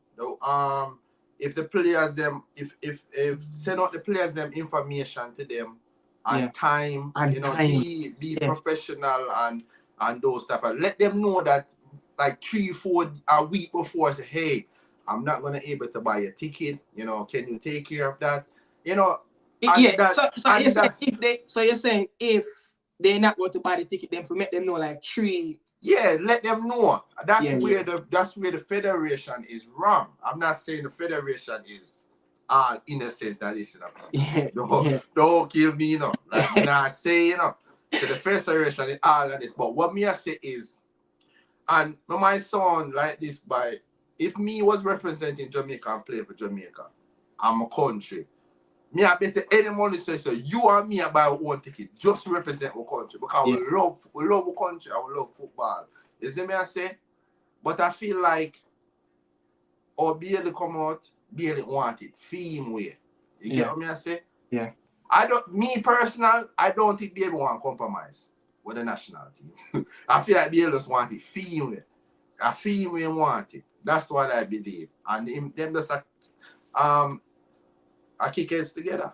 That's what I believe. I just feel like Bailey wanted female because him claim say him a superstar. Bailey is not a superstar. He have not done nothing for the national team. Yet. Demarai have come and play very, very much better than Bailey. If Demarai come out and say more A-class flight, give them our A-class fight. Bailey don't do nothing for the team. Come on. Yeah. Bro, I would love to know what's the flight that they booked for Demarai Gray from Saudi Arabia. Demarai probably booked his own flight. I think when I saw an Instagram post that he made, he was on a private jet going back home. Demarai probably booked his own flight. But it's 50-50, man. But one thing though, what the people, naturally always say, they're saying it now in the comment section, just the respect and professionalism. You see, if the man there show like respect and professionalism, it wouldn't be that bad. I personally think it's only with Bailey because of the issue they have with Butler and Bailey over the years. So I don't want to compare that because that is something. I personally think it's just Bailey them have problem with. Yeah, man. I feel like I just Bailey. Me personally, I feel like them send out everybody else information to the others that play them get along with everybody else. I just feel like I just Bailey alone. You remember when I text you and tell you, yo, you see under 20 World Cup squad, the man them put Phoenix man them unattached and the man them have a club name? I think it's just Phoenix man them. People, you want to disagree with this? I just believe it's Phoenix man them. Nobody can disagree. Look, me and you grew up in the system with their own Butler thing, and we play against him team, and we saw even what Cassava did to him. So we know that it's a long history, it's a long road between him and Cassava and the federation. So it's nothing new. But let's run through. So this one, Nils, you saw this one? Nils said, your grandparents are a great grandparents were a slave. Do you want to be a slave too? So don't compare the old footballers with the new. You see the thing, Mills, all the players have a lot more commitment. Not saying that they just soaked up to everything and just take everything as it is. There's a bigger thing when you look playing for your country than sometimes sticking out to a federation. If you look at it, sometimes you're sticking out to a federation, you're even starving your own country, fellas. The people them that who love you. So sometimes you have to really look at it. You're not playing for the federation, you're playing for Jamaica. It's bigger than that. But you just can understand why things are that sometimes the federation, they are just not dealing with the players in a professional way. Yeah. So we're not saying that maybe them never say certain things, Walter Boy. I don't know how much people know this. During I think it was late 90s and early 2000, Walter Boy used to get paid by the federation monthly. He used to get around 250. Bro, you know how much is 250,000 a month? Jamaican dollar back 26 years ago, brother. So he used to pay, and that most of that was compensated by corporate company. Yeah. So other players them used to get a lot of treatment. Black Pearl, a lot of news came up, but it's just that the way how you deliver your message Yeah. That's the thing. That's the thing with Bailey. It's the way how you deliver the message. And Bailey's not a saint. Like, he went out mistraining, And he said it. So he's not really. You see, if Bailey was I do everything perfect, all right, then me da come out and back Bailey. He might perform on the field for Jamaica, not Aston Villa, for Jamaica. Me da come out and back him. You get me? Yeah. But him not really perform for the country, and he might go on and do his own thing. So him we don't want Bailey to come out and say these things. All right. You get what I'm saying? So I don't know, man. He used to play the Ajax system, right? Yeah. He used to play for Genk. That's Belgium and Netherlands share a border where you can actually walk across. Probably around a month ago they played in Amsterdam. You think he would have said, so me have a yard in Amsterdam, have a look flat, or so I'm gonna drive across again, go relax for the night. Me not say the team hotel. You think he would have do that? I never do that. I never did that. So there's a few loopholes, Yeah, just like what you are saying. Show respect. Yeah. You not show respect to the national team. Him not show respect neither. So both of them wrong. So both of them wrong. Both of them wrong. So but end of the day, the federation need for the better. Cause just like they mash up the woman team, like you already know what's going on with the woman team already. So the federation is. I'm not saying the federation is. Yeah, we're just talking in fear. Who is wrong? Talking. Yeah, the both of them wrong. But end of the day, as we were saying about the squad, if before the first game, the first match we're gonna play for the qualifiers, yeah, that's when I will cut off my deadline. Anybody. I would take back Bailey Bailey a brilliant player. Don't get me wrong. Because he is in the squad already. He's going through a personal issue. I would probably extend his time a little bit longer before I cut off his time. But you said your cut off date for any not overseas player, but no England player, the players them that have Jamaican heritage in England, right? Yeah. You said your cutoff date will be right in the first couple of games for. You know why? End of this Premier League, any season, any league season this season, they were gonna be the Copa America and they're gonna be the Euros, and whatsoever. Yeah. They're gonna see that they're not gonna go to the Euros, and they're not gonna go to the Copa America. Probably give them a leeway and probably say so they have the whole summer after the 2 games. Yeah, they have the whole summer. Yeah, they have the whole summer to think about it. Yes. So if they don't know what they want by that time, that's it. So after the Copa finish, Copa start I think June the 21st and finish around July, and then after that preseason. So you give them after that. Yeah, my cutoff date would have be the end of the year. My cutoff date would have be end of the year for them. The end of 2024, that would be my cutoff date. And when, because look, it doesn't matter how much players over there in the UK and elsewhere in the world, a lot of quality players still that uncapped by the English team that can play for the Jamaica team. And I just feel like one of them that really stand out is everyone is talking about, probably could say 2, Mason and Gibbs White. Those 2 players could make a massive difference in the Jamaican lineup and how we set up our team. So I'll probably give them end of the year. But me as a coach, qualify for the World Cup, and then you're going to tell me that you want to play for Jamaica? No. I just feel like it's let me say something like that. That is when a lot of players gonna want to come. Yeah, I know. You will qualify the World Cup.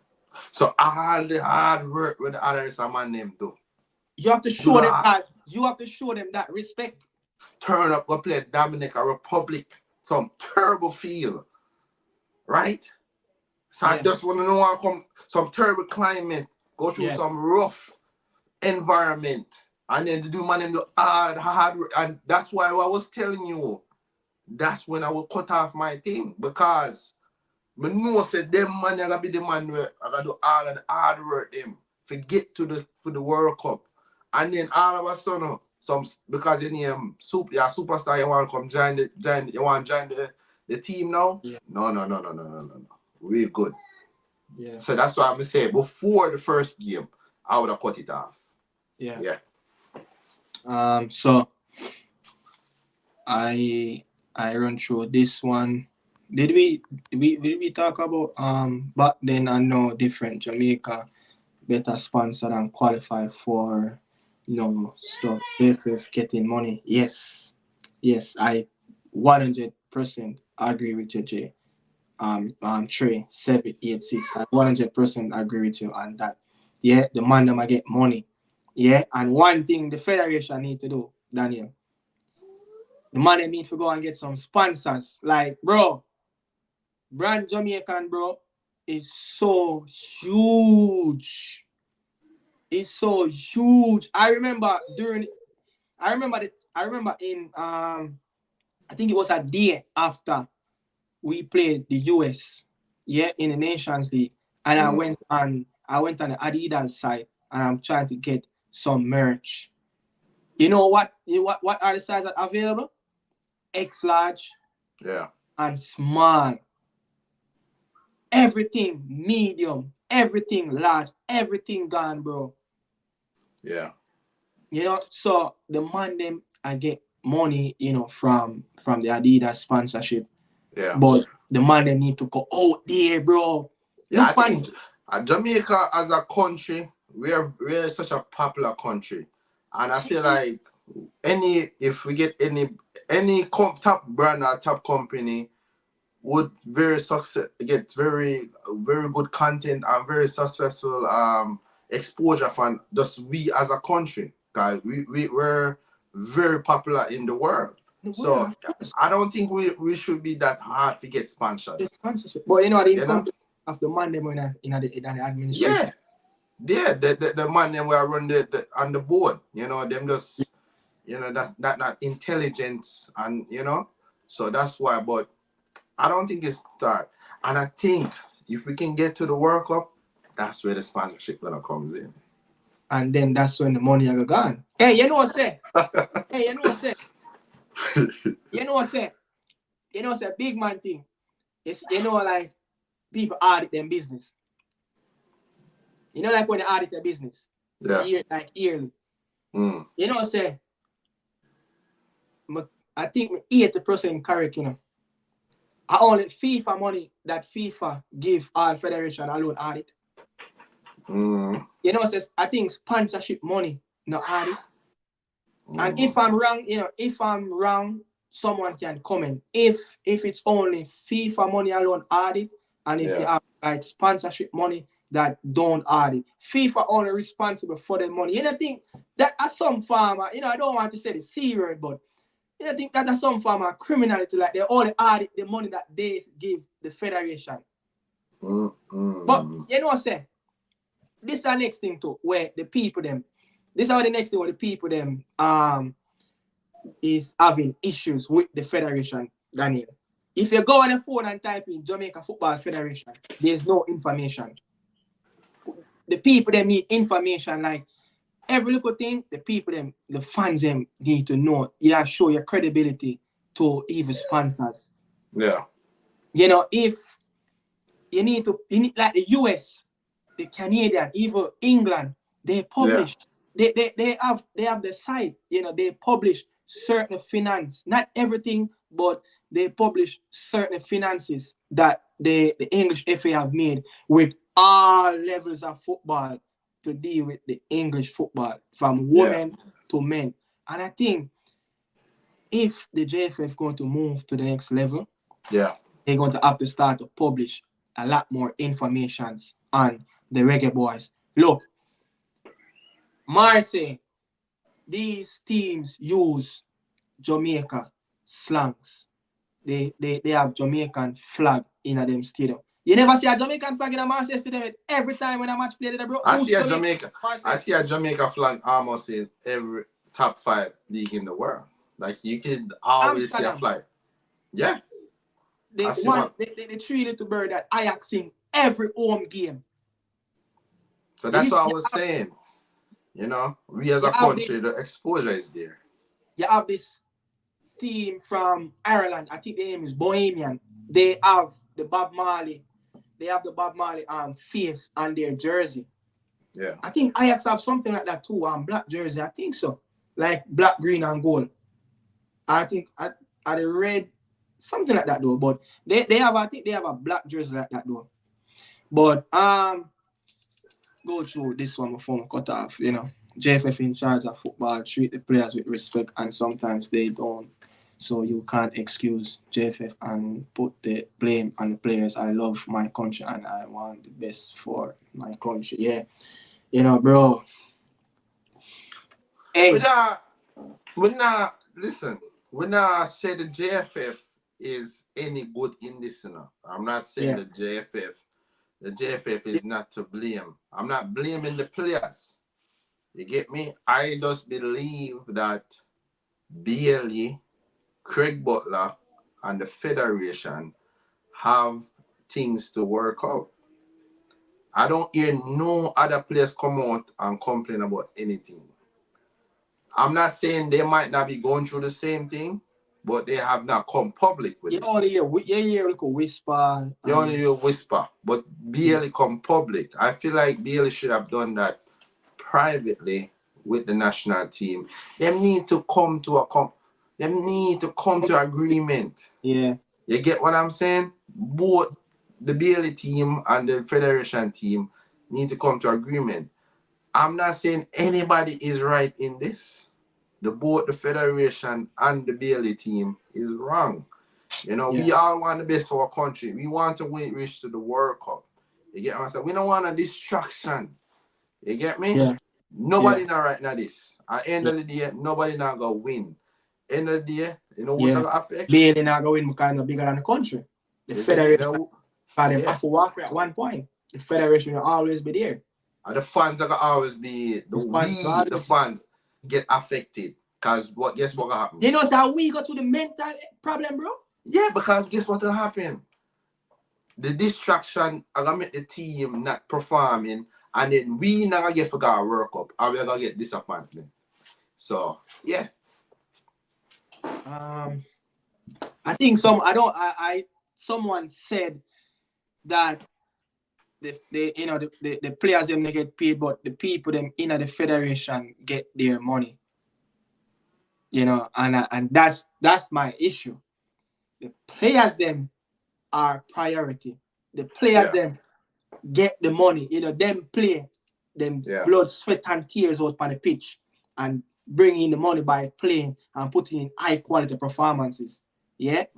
So if the man them now get paid, what about when the man them in the federation now do them job? Them not forget pay neither.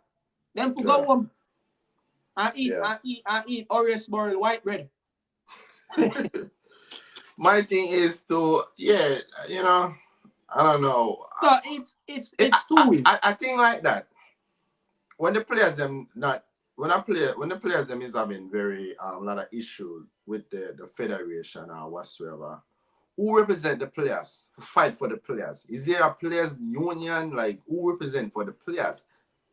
The player just negotiate. The girls them have a representative, like something like a lawyer that represent, you know, the JFF have got to that individual to get information to the girls them, so the girls them have somebody like a union type. But bro, but come on, this is not club. Why we want a union for the federation?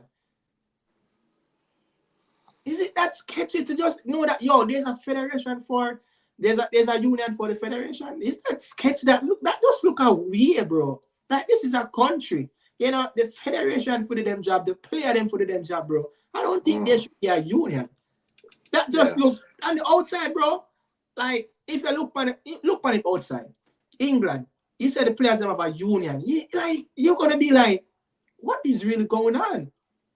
MLS players them about you then because that's a club. I would deal with contracts.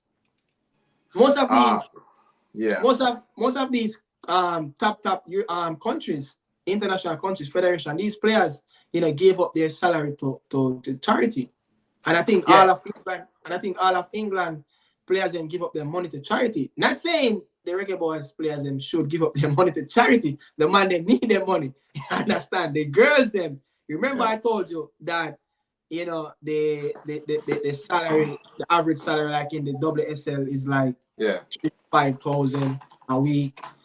And outside of that it's like probably 15. So the girls then more need their money. Yeah. You understand? I see something in the comment. I'm not calling you off, but we almost finished up. But I see some comments in about the striker role. About we don't have a number 9. You already know my stance on Anthony. You already know my stance on from Mikel Anthony. I don't think Mikel Anthony is someone we can build with, because him not seem coming to this project. You get what I'm saying? Boza. After Boza. Ooh.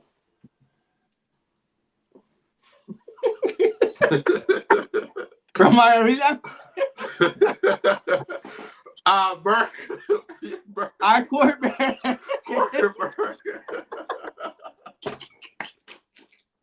No, seriously. Seriously, that. Kaim Dixon. No, seriously. We don't have. I mean, Whisper. Can Whisper take up that role to become our number 9? I feel like Whisper really don't want to play centre forward. And I think we have too many wingers. Too many wingers. I think Whisper have the body, Whisper have the structure to play as a number 9, Him have the presence of can drop deep. Players can run off him whenever he drop deep, and he's a quality player with his back to the goal. Yeah. And I feel like like a Nicholas type of Anelka strike position, a Thierry Henry drift wide.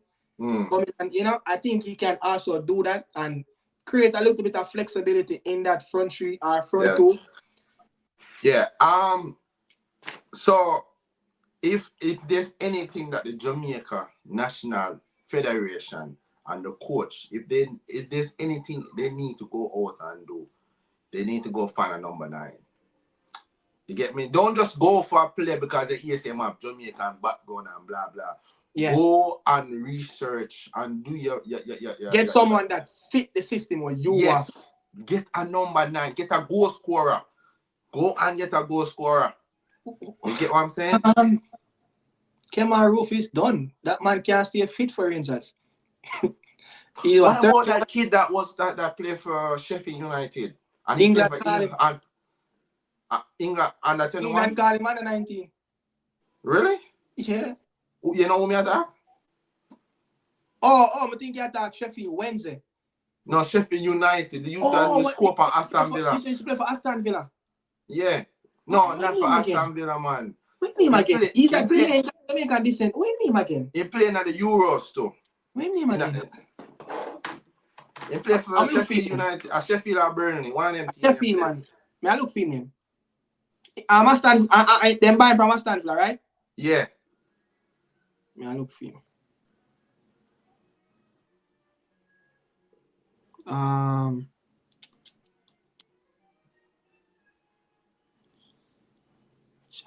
Try find him.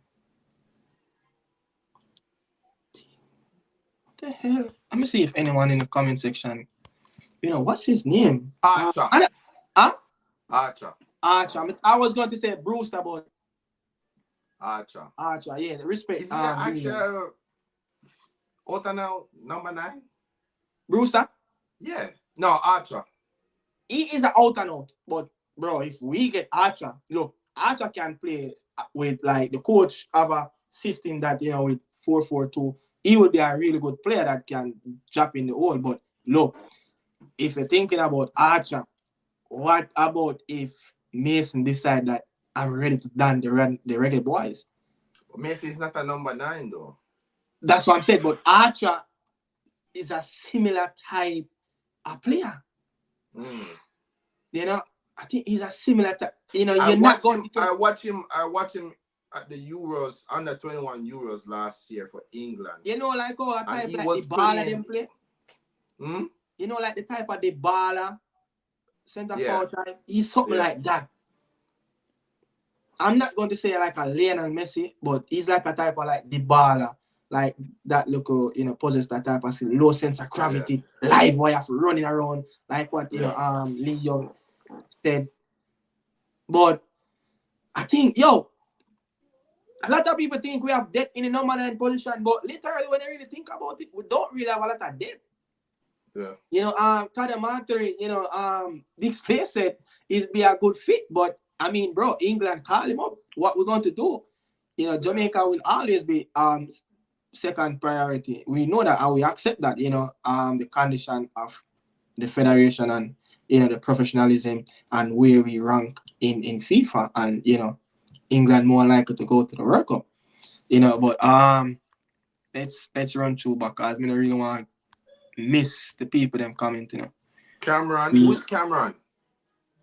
Yeah, I think Cameron Archer. I think that's his name. That's his name? Oh, okay. Yeah, I think that's his name, Cameron Archer. I think that's his name. Dimitri. Who's Dimitri?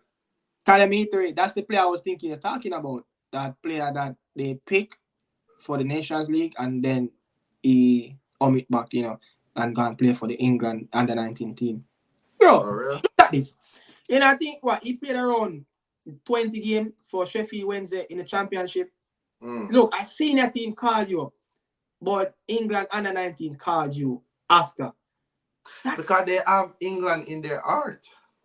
All these players they grew up, that's their dream. You get what I'm saying? And it's way more comfortable for them to just play in a less stranger environment. You know, England is their dream. All these players. There's a striker that I saw. Big up the 433 presser.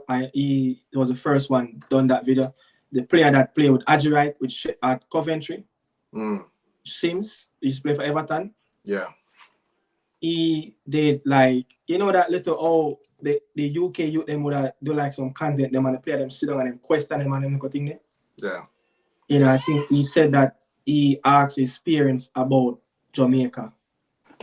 Yeah. His dad is Polish, and the presser said that at one point the Polish national team was trying to call him up. But look, this man probably don't have a connection with Poland. I don't know how Matic has to play for Poland now. I don't know how, but I mean he probably have a connection there. But bro, if a player don't have connection with a country, it will be hard to persuade that player. Yeah. But you know how I feel with these young players in England, yeah? I feel like we need to be calling them, we need to set a system of under 15 Jamaica team, under 15 reggae girls team. We need to get these, if we're sure of trying to build something with these English players that have Jamaican descent, get them from 15, 16 playing for the youth system in Jamaica. You understand? So them grow in that environment. You understand? Them grow in that environment, just like what the US did. Bro, look at them player. Not for them really and truly. Them just have American parents. Yeah. You know, the next thing we're gonna build the confidence of getting these players to come represent Jamaica as well. Yeah. If we start get qualified for the World Cup, it will be a much easier process of getting these. We start winning, able to challenge, go to the final of the Nations League, the World Cup. You know, do good in the Copa America. So that's what give these players. Get them a leave it like something one over here. Something like one. You see me? The Jamaica team look good, man. Let me go over there too. So that's will start build up these confidence in these players to come and represent me. You get me? Because if me born in England, I mean my mother and my father are Jamaican, I want to go up and go and say when last Jamaica got a World Cup, 98. I waste my time go there, so I may even get injured. When Jamaica ever win Gold Cup or Nations League, them never win nothing. So me I go this far. You get where I'm coming from? So we have to start do our work and get these players to want to come represent for the national team. People, look, man, remember, streaming on both platforms. If you're on Nick Media House, support Daniel Football Show. Like, give him a subscribe, yeah? Give him a subscribe as we're doing this together. You don't know, both youths from the 876 trying to do it bigger and bigger at all time, at all costs, yeah? Lot of finance goes in these channels, and it's not something that we try to make looking for profit first. We're trying to make sure that we're doing this because we love it, yeah? 2 young youths at one time trying to go pro, but circumstances, it didn't make it. Not every youth want to make it pro, so this is like living it as a pro right now, yeah? Doing podcasts, and we have to big up the man them. Start the podcast, man, start the trend as Jamaica and thing that, groom us unite and see, say, the journalism and all them things, they video watching man on TV and, growing up watching, TVJ, it's the oral chase upon sport commentary and, you have Wayne walk around the sun. You know what I said? Yo. Sports commentary and miss one time. Yo, you say that what oral chase say. I'd be a fool is oral chase the top back in the idea, Real comedian. Yeah, real comedian. But people very much, as Nick said, don't know, man used to play football in Jamaica. Barefoot on the asphalt. Remember them days there? Three time a day we are playing football, man. Asphalt. Like, people, we're not just talking about this. We've been playing book tour. Me and my brother here, so remember that tackle it, we run up in the fence and cut your hand? Football. Push, man. Cut off. Push. Think. You see me I say? And that was when we was youth. How long we play Casavali? We play Casavali. I mean, you go on to play Money Cup. I didn't get that opportunity. I want to stop at Coles, I have problems with coach at Calabar. Which one was the last one? I started at 3 grade, but started in 4. No, but what I'm saying is at Casafa level, what was the last year? Like was under 16? What was the last? What was the last one? Did you play under 20? No, I've never played under 20. Oh, you migrate? Yeah, they migrate. You migrate. Never play under 20. We only get like 2 appearances. I think 2 appearances in under 20. Yeah. But yeah, we started from under 13. I started training for Marvally at what? Yeah. 8, 9 years old. 3 grade. And then having some difficulties with bread paper issue. Yo, big up Coach Chin. I want to hear the man first ever coach. Yeah, man, the first ever coach gave us that dream, knowing that we can make it. But we still have a big up coach, the man who himself still helped me, restructure about my bird paper and all of that, so I can get for play on the 13. Holy, my back and forth, I did that system this low. Big up Coach Trin, man. Big up Blinks. Big up Blinks, man, himself at Marvel. Yeah, man. You have to big up Blinks. Godfather. Big up Wayne Palmer. Hey, you did that Marvel when... No, you never comment when QQ used to play on the 13 way. You never... At the other year come. The first year, QQ was literally one of my partners in crime on the field. Like, everything. I mean... Yeah, man, QQ used to bad man, him brother man named KC, man. And then now we link up back when we start with Calabar, but as soon as me start with Calabar, him just decide that music. Okay. Yeah, man, big up QQ, man. Yeah. Even though I got Jamaica one time and see, man, I think when you see my sovereign, I'm hearing him up. He hear me, but it's like, I don't know if I grew out that side. And I say, yo, dog, I boogsy, man, but hey, yo, this is the thing, you see when QQ, they are Marvel, and I look at story about QQ. Them time the better must come. So me tell, Blinks want them time I never did coach train. Blinks did tell QQ say, yo, we need you to sing a song for you them after every training session. Bro, as soon as 5 minutes left, QQ jump the back fence gone. Man used to shine, brother. You know? Yeah. Yeah, man. Better must come, bro. Yeah, man. Better must come. And I was there, you know, with the man himself in that song. Every day that sing at training. He used to sing at training before it start, but after, you can't get them man to sing. Yeah. You can't get QQ sing, man. Yeah, man, but boy, Marvel is a real history. I have to say, Coach Blinks, Coach Chin, and Coach Wayne Palmer, a former Reggae Boy International, salute to them, man. There. Bless up. Marvel, that feeling. But when we first started on that field playing junior high football, so Yeah. you know, Marvel, yeah, I wanna junior high. I beat Marvel junior high school, so there's a history at that place. You know, Raheem Sterling, home tone as well. I'm just sorry. The best opportunity we get for win a trophy for Marvel. Again, Craig Butler, bro. It's like every time I'm supposed to win something, and Craig Butler, bro. Craig Butler, always in the way. Under 15, right? Yeah. We'll play them at a cling Olympic when I think we score first and then Sharky come back, Kevin Akinson come score. That was a super I remember team, that long Leon Bailey on the right back channel. That was a super team. That was us. And Craig Butler the outside on the roadside. Sharky! He was banned, right? He was banned. Craig Butler couldn't enter the field because he was banned by Kasafa. Yeah. That was the best, bro. We get two good opportunities and under 13 and 15 to win. And boy, Craig Butler and Leon. Yo, who was missing the goal? Huh? I think I missed a goal. Yeah, you know, Future missed a bag of goal in a game there. I think that was a game, though, you know. That was a game. I was here with a player at Mark and I missed a goal. Oh, Mark. when all right. You see that jump 8 at 12, right? At 12, but we are playing Reddils. Yeah. But we are playing Reddils and we come win by 12 clear goals and Mark get a bag of goal, bro. Yeah, man.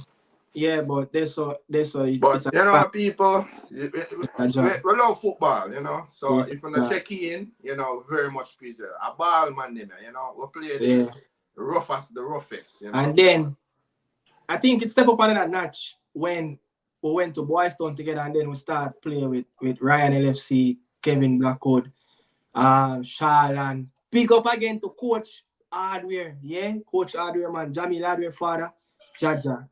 That man coached the whole of Boyz youth team them. Yo, really good coach, you know. Yeah. Really good coach. He's still there? Yeah. He's still on there? Yeah. Man, there's left Boyz. Still there. I don't know if he pick up a Money Cup team though.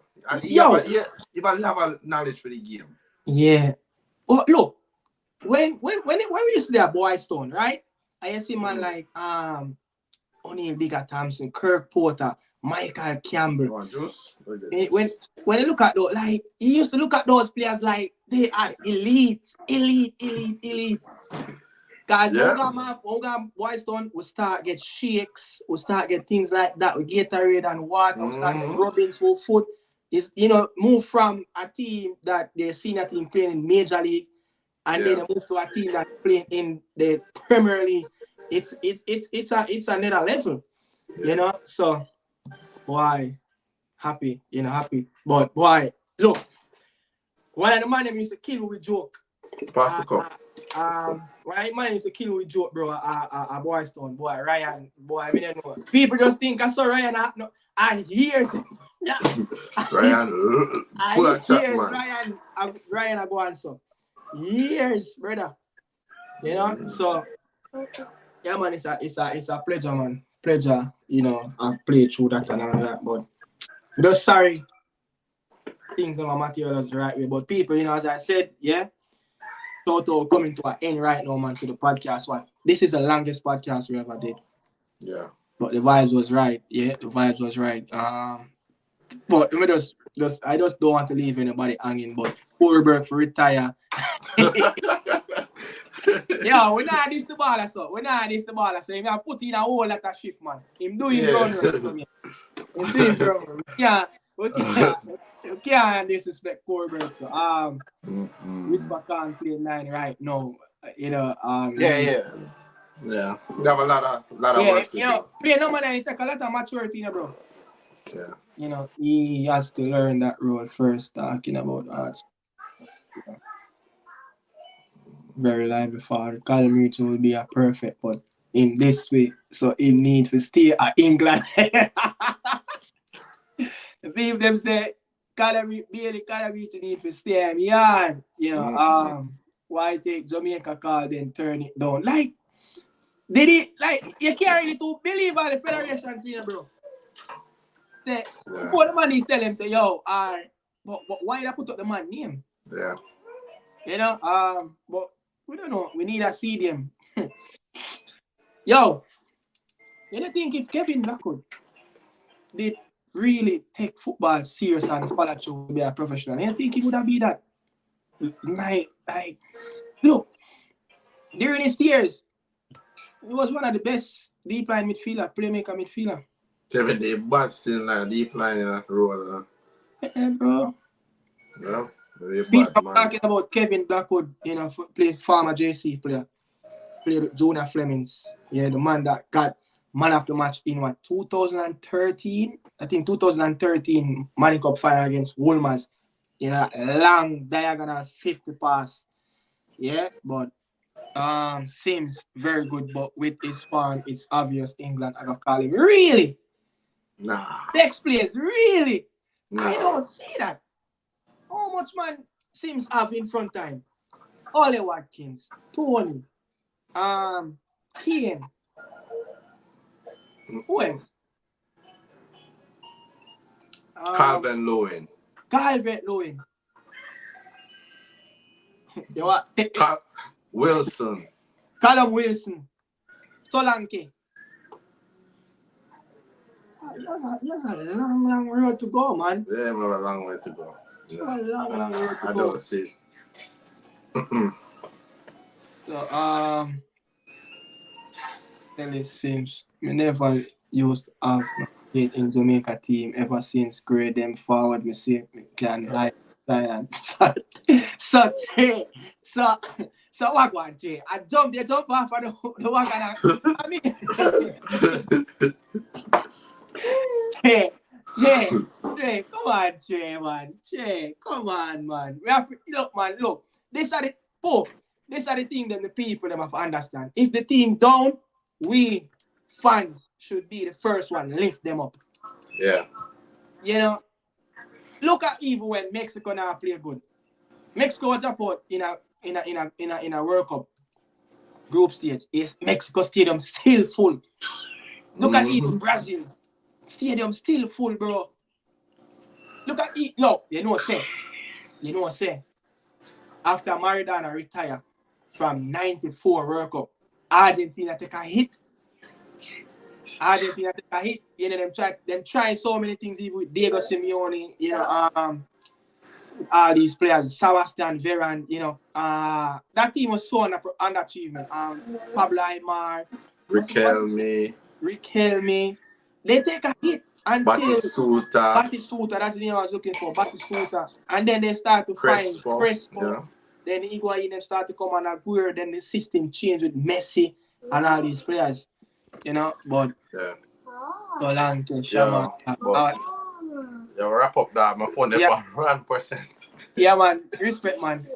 Respect. Yeah. People, remember, smash that button over there on Daniel Football Show. Give him that support. Bless up. Respect. Yeah, man. Bless up on yourself, people. You don't know? Yeah, man, people. That's Daniel Football Show. I'm here just a little bit longer before I go. Haven't you seen what happened with Solanke as soon as Nigeria tried call him, England call him because in good form? Whoa. I don't know when these players going to learn, though. When these players going to learn? Like, everyone know that England tried to cap off all these players. I don't know when these players going to learn, man, because even prime example, look at Ainsley, he made the nines for Arsenal. Him done. Him done. Him done. But you see, me personally, I can understand. You know, so when I grew up as a Englishman, and you see England, I go World Cup after World Cup, Euro after Euro. Why you don't want to play for England? Why you don't want to find that dream? I have to remember, these players have a lot of people behind them, agents, corporate sponsors, manager, personal manager, and all of them things, advisor. So sometimes these decisions are just him alone. Him have to go through a whole sets of people, a group of them in him having team, so. But you see, playing for England, it bring more prestige, more eyes, more money, sponsorship deal like Adidas, Puma, whatever, coming bigger than if you come in to play for the Reggae Boys. Yeah, but I just feel like if you perform anyway, why you can't get the same treatment anywhere? I just feel like perform anywhere, you get the same treatment anywhere. Yeah, playing big, Leon Bailey, born bred Jamaican. I mean, people can say probably if he was playing for a different country, probably would have probably getting a lot more money from Nike and that. But look at Usain Bolt. I mean, you could arguably even say Usain Bolt probably, if he was an American, 3-time sprint champion, he wouldn't have space to walk away money there. So, but Usain Bolt is one of the prime examples of born and bred in a Jamaica, doing it big on the international stage. You can do it anywhere. Once you perform at the highest level, people have to recognize greatness. Greatness cannot hide, But I remember one year the Toronto FC didn't win a single game, and all their home games were sold. That's what I'm saying. We need the office to come back. RN, or we need the office. Even probably it could probably go back. Probably it wouldn't. I would say it was that bad support. Even if the national team wasn't doing that great, but you still would have at least a few people turning out. We know Jamaica have a bandwagon in this country from a long time. We know that. Yeah, it's all about winning for Jamaican people. But we need that football culture where no matter what happened to Jamaica team, the support are always there. Yeah, look at prime example. Honduras and them country, Guatemala. Even when we played Nicaragua in a game, I think it was a World Cup qualifier game in Nicaragua. Look at that atmosphere. Look at that atmosphere in Nicaragua when we lost 2-1. It was a real sellout atmosphere. So if we think that we're not going to generate and create a massive impact in terms of fan-owned base in the World Cup qualifiers, especially we're going to need the support in the final stretch when those 12 teams going to square off in the 3 groups. Yeah, we're going to need that support because I can tell you it's going to be more Central American team. Yeah, it's going to be more Central American team. And when we go to film yard, it's going to be a problem. Because check people on the go up on the phone and check Jamaican reggae boys head-to-head against Central American teams in World Cup qualifier in Central American zone. A war, you have to war. You remember how the 98 man them tell us, a war, them have to war them man in a Central America. Man throw piss on them thing they pan and them go thing there. Yeah, man. A war, you have to war them place them, man. And me not care what people want to say, oh, Guatemala, we have beat up Guatemala day and day. When we got Guatemala last time, I think World Cup qualifier will lose that game. So when we come up against the Panama and the Costa Rica and them team there, it's gonna be dreadful down at them place. Because guess what? You think I just Jamaica alone want to qualify for the World Cup, yeah? You think to Panama them, have big team, big coach, Costa Rica them go World Cup? You think Panama team no one go again? You think the 80 team no one go again? The first Caribbean team for go World Cup? That joke, may I tell you, if the 80 team can find commitment between them and play as a unit, but I just feel like not playing in 80. No game right now can't play in 80, but imagine 80 qualify for a World Cup with Jamaica. I just feel at 80 qualify for a World Cup, stop the civil war there. We are going on 80 in a Port-au-Prince. Yeah, man, I just feel, man, say, yo, that 80 team qualify for a World Cup, it will stop most of the issues that's happening right now in 80, and that's really big. But I would love my country to qualify. Jamaica. Can people, can you imagine the Reggae Boys in 20?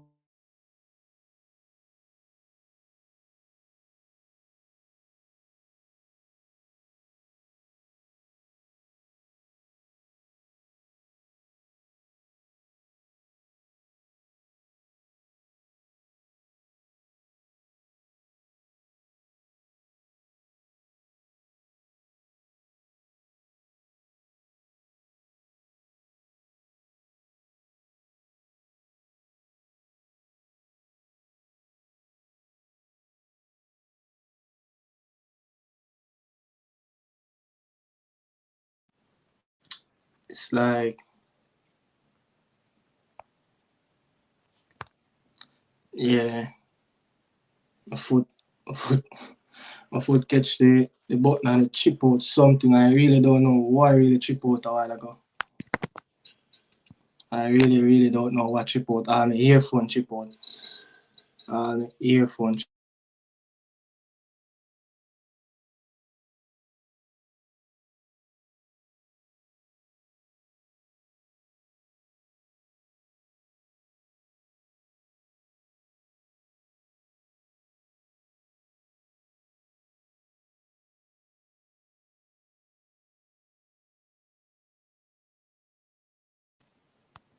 Yeah, people, I don't know what really happened a while ago. To be honest, something just happened where everything just chip out a while ago. Yeah, everything just chip out a while ago, but I'm giving you guys 5 more minutes. I would just all a reason. 5 more minutes, but we need all the depth. We need all the depth we can. You see what reach we. Yeah, we need the depth what reach what there. But even the camera image changed throughout. I'm gonna forget check this out. Man, if something get leaked, but something just went wrong. But I've given 5 minutes more people. They were all raised in England. Yeah. Jamaica disappoint me too much. Not get me wrong, but I love my country. Always I got support, but no, me there hurt. And Jamaica, that's all fate. You know, so me never gamble with Jamaica. Me never gamble. Never bet on a game with Jamaica yet. I don't know if I throw my national team, but me never bet. Me never bet with the Reggae Boy. Never put a bet on them. Never. Never put a bet on them. But me know the thing, man. Me know the thing, bro. Like, alright, Che, he's still there. Watch it, pre. Me is a true and true junglist, Arnett Garden fan. Yeah? When we start support Arnett Garden, the early, uh, I don't know, even internet start around. Something really different. But yeah, I'm gonna just get this grass. I know probably not come through clear, but something really got knocked out with one of my devices. And yeah, he's a true and true junglist support Arnett Garden right through. And when we start support Arnett Garden at the glory days, when Arnett Garden win the league in 1978 and now win it again until 2000, 2001, 2002, the back-to-back Premier League title. Yeah? So you can imagine even my father suffer. Can you even remember my father tell me saying, he might cry.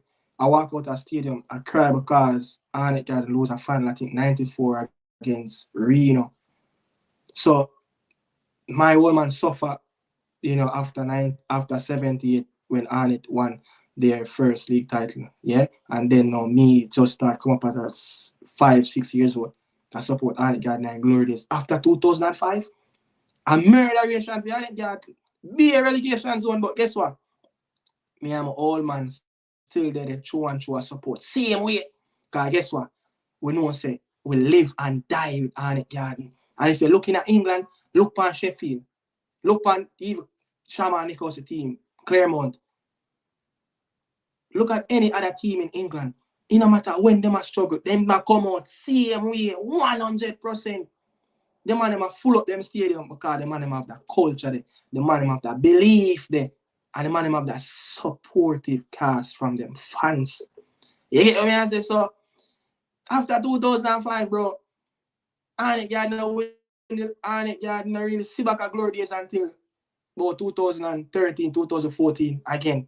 You understand? So we go through a whole decade of struggle with Arnett Gardner, brother. So the same thing we know I go through with Jamaica, bro. I'm go through it, bro. I'm go through it, fam. You know, so I'm still support the Junglers. I'm still support the Reggae Boys. Yeah? Look, me now, all when me dead, me attack that story. Remember when Arnett Gardner I suffer. Arnett Gardner 2 points above relegation. Arnett Gardner play at Ferdinand Park. Yeah? Against Portmore with Rowan Nelson, with Jaisi, all these big players, Morrison, Vernon, all these quality players, Orius Reed's son, I think I forgot his name, and him son a captain for the under 20, young Reed that play for Adrian Reed Jr., Adrian Reed Senior. When Adrian Reed play for Portmore, Arnett Gardner just 2 points above relegation with 3 games left. And me and my father take up myself. I ride from Kingston 13 and Maxfield, cross the causeway, go cross through Fishground, 8 p.m. kick off in a Brayton.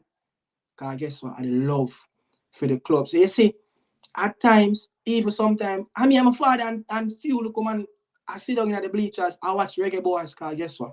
You know, sir, our country this.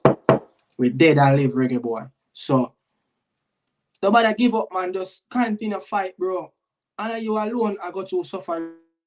You have other people out there where them I got through sufferation. Look, bro, look on Ghana national team, the Black Stars. Back-to-back World Cup, then they make back-to-back African Cup, the match about a group stage. You think them people are suffer? And them people are bigger football nation for it? I can't think of joke.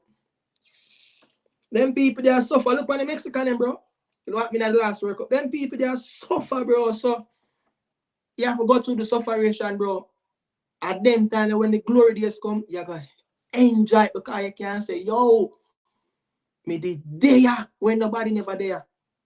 So me not really care where the federation really want it, bro. Me still go support, but me still wish and hope the best them can change. Cause then me I support Jamaican football, bro. Me I support Arnett Gardner football, bro. Like, bro, for the last 2 months or a month and a half, my sports max broke down for me. I can't watch no Arnett Gardner match, brother. You know frustrated, bro. You matter how you see this. You see when me now watch Arnett Gardner, bro. Me go mental, bro, more than Manchester United. Yeah, man. So one of the people them start getting at the fever of this that supportive, but it's all about your upgrowing and how you're raised to, because I was raised like that, not to give up on the thing that you love. Yeah, you see the thing that you love. It's like when you love your little girlfriend, you need to go to school, you buy her a rose and little thing there, and you buy her candy, and you love her, you thing. You spend a little 200 and 100, you get her primary school, and you buy one little ties or so. Yeah, you love that little princess there. You get what I'm saying? So you have to love the thing that you support, bro. Anything that you support, put everything in it, and guess what? You're going to get reward. Not just supporting Jamaican football, not just supporting a club team. And one more of the people them are Jamaica, not just Jamaica, but we have an English culture where we need for Lego that. We go on like say when Chelsea and Arsenal and them team lose and Brazil and when World Cup a play, man, and Jamaica a play World Cup qualified down there, man. It's like how you see Ream and Trenchtown and Tivoli and them place there. A march, the people them a march when World Cup a go on. As someone see the atmosphere of the people them a march and I support Jamaican football and I show the fans the players them say, yo, we need You get what I say? Me need and I'm sorry, yo, something really chip out on my phone. Just Just messed up, bro. The video awful. The video awful. Bad. Yeah, man, but a supportive cast, man. We need it. Big time. We need it. Don't give up. Never you give up in a life. If Raheem Sterling played for Jamaica, his resume wouldn't be so high as well. Yeah, playing for higher country, man. But you see that's the thing, Again, if you love Jamaican football, bro, you have to take a sacrifice. You have to sacrifice something, bro. You have to sacrifice in your life. You have to sacrifice something in your career. Storage, the same thing. If them did come play for Jamaica, Kyle Walker, those players, Chris Smalling, all them players, even like Melissa Phil Jones in an interview already. I can't remember if it was the time when them win the think when Jose Mourinho win the FA Cup. Yeah, Phil Jones, Chris Smalling and Phil Jones are good friend. The man say, yo, Chris Smallings love Jamaica, bro. But it's because the thing not really up.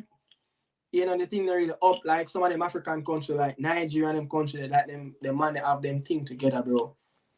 Is it the man they have them thing together more than all the Reggae Boys and Federation. Still have the look of the C word, the CPT. I don't really want to call nobody the name there, but you still have the look of criminality mentality. Is it an incompetent behavior? You still have it everywhere.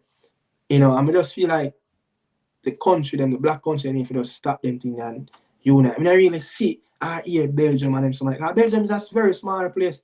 You really hear them country that have no issues with Federation and them thing there with booking a flight. I mean, I hear them thing there. So the black country they need to get them thing together, man. Panama and Costa Rica and US, El Salvador, Guatemala, etc. as well shall return. I agree, and it's going to be tough, man. You see, this Honduras team don't take them light with the Colombian. I think his name is Roidia. Yeah, don't take them light. And you see, I can't remember which team. I know Panama of Christiansen. Costa Rica of the Argentinian coach, the former Boca Junior coach. Yeah, I think his name is Alfaro Gustavo. Big coach. Big coach. Even though Costa Rica got one transition, after the Watson and the Brian Ruiz and the Joel Campbell and the Navas, them got one period, and the Vargas and the Benega and them player, them got one period. But don't take that coach the light, Alfaro Gustavo. Yeah, really good coach, Argentinian. I think he was a coach that brought Ecuador to the 2022 World Cup. Yeah, so not a coach to sleep on. I know one of those teams. I'm trying to figure out if it is El Salvador. Yeah, El Salvador have a coach that he's a Spanish and he's coming from Panama coaching staff. He was one of the assistant coach for Thomas Christiansen for Panama, and he's coaching. I think it's El Salvador. And I think Guatemala have. I forgot Guatemala have a Mexican coach that he was the coach for Santos Laguna and Club America and them team there. Yeah, and he have coach. I think his name is Tenya. Yeah, Tenya. He have coached the Mexico national team like an interim, and he have won that bronze medal with when I think Andres Guardado and these players, Herrera, they were young players at the time playing under 23 for the Mexican national team. So the man them are strength up, bro. Me I tell you. And then the 80 team, I got for players from France, the Curacao team, the Surinamese team, I get players from Netherlands. So, and then we alone, I go for players, man. Here have other countries out there, man, we recruit. International football gone to the next level where it come like it's a transfer market. Every international, we don't call it break. You have a new player that are coming for your national team and represent. Look pan what happened in the African Cup of Nations with Cape Verde, with all those Portuguese players. Look at Bebe, former Manchester United player that scored that goal in the African Cup with Cape Verde. Look at Angola. Look at all these team play. Get players from Portugal. Get players from third division in Spain. So you see, it's a whole different struggle you know, for the big country, them like, you know, players them like country like Nigeria, Ghana, Ivory Coast. It's a big challenge. Look at even South Africa. No one put South Africa to be challenging for African Cup. Everybody right off South Africa. Look at even Equatorial Guinea, one of the only Spanish-speaking country in Africa. Look at how they recruit. They went straight to the group, to the knockout round, unbeaten. Unfortunately, then, you know, they got knocked out. But everybody are recruit. So look at even the Euros, Georgia made it. Georgia, a little small country. You know, so we just feel greatness in the pipeline, people. Greatness in the pipeline. 91-92 season on it last 1-0. It was 91-92 to Reno in return leg. You know, that game, my father walk out that stadium. I don't know if he probably watch me, I know still, you know. Walk out that stadium, the man say my cry, man. Yeah, man, ride the local bicycle, man, I go back home, man. I cry when I think him said Eugene Barnes, I shoot up the ball upon the sideline and give the goal. Yeah, just like your biological children. Yeah, Raheem Sterling raised in England. Raheem Sterling is a natural born Jamaican. You know, we know about, yeah, that's what I say about Raheem Sterling raised in England. You know, Nicaragua has improved over the years. Bro, me I tell you, so, bro, the thing I get up. Me I tell you, so, yo, the thing I get up in the World Cup qualifier. And I know people, if you want to see the stream away, who just a jump in, have a little technical difficulty. My foot touch something, one plug, and something just get knocked out. I really don't know how to sort it out. But, you know, I'm still there, I chat along with, you know, I go on with a little vibe, same way. You get me, I say? Yeah. But, yeah, man, the 91-92 season, man. Glad I remember it. Yeah, man, me's a true and true junglist, man. Now stop support the junglist, but people, that's the big thing I'm going to emphasize on over and over. We need but the large gathering. I remember when 2011, I think, or 2012, when we beat the US team in the National Stadium, when Luton Shelton scored that free kick, and I think it was Rudolph Aston scored a free kick, that ball went through the wall, I think it went under. And I think a couple of years after that, Chikorita them come to the National Stadium, and I think them did away full black at the time. I think it was full black. Look at even when Mexico come at the National Stadium, how much people. Look at even when Costa Rica and them team that come at the National Stadium, they were coming in numbers, you know. So we need to start gather back some flight, man, and get arrangements so the people them can travel. That's the one thing kind of they like with Captain Horace Burrell, you know. Captain Horace Burrell, yeah, he must that lead away. He make sure say you have Jamaica and I come and I support the thing. Yeah, because you used to have me member seeing Jamaican people.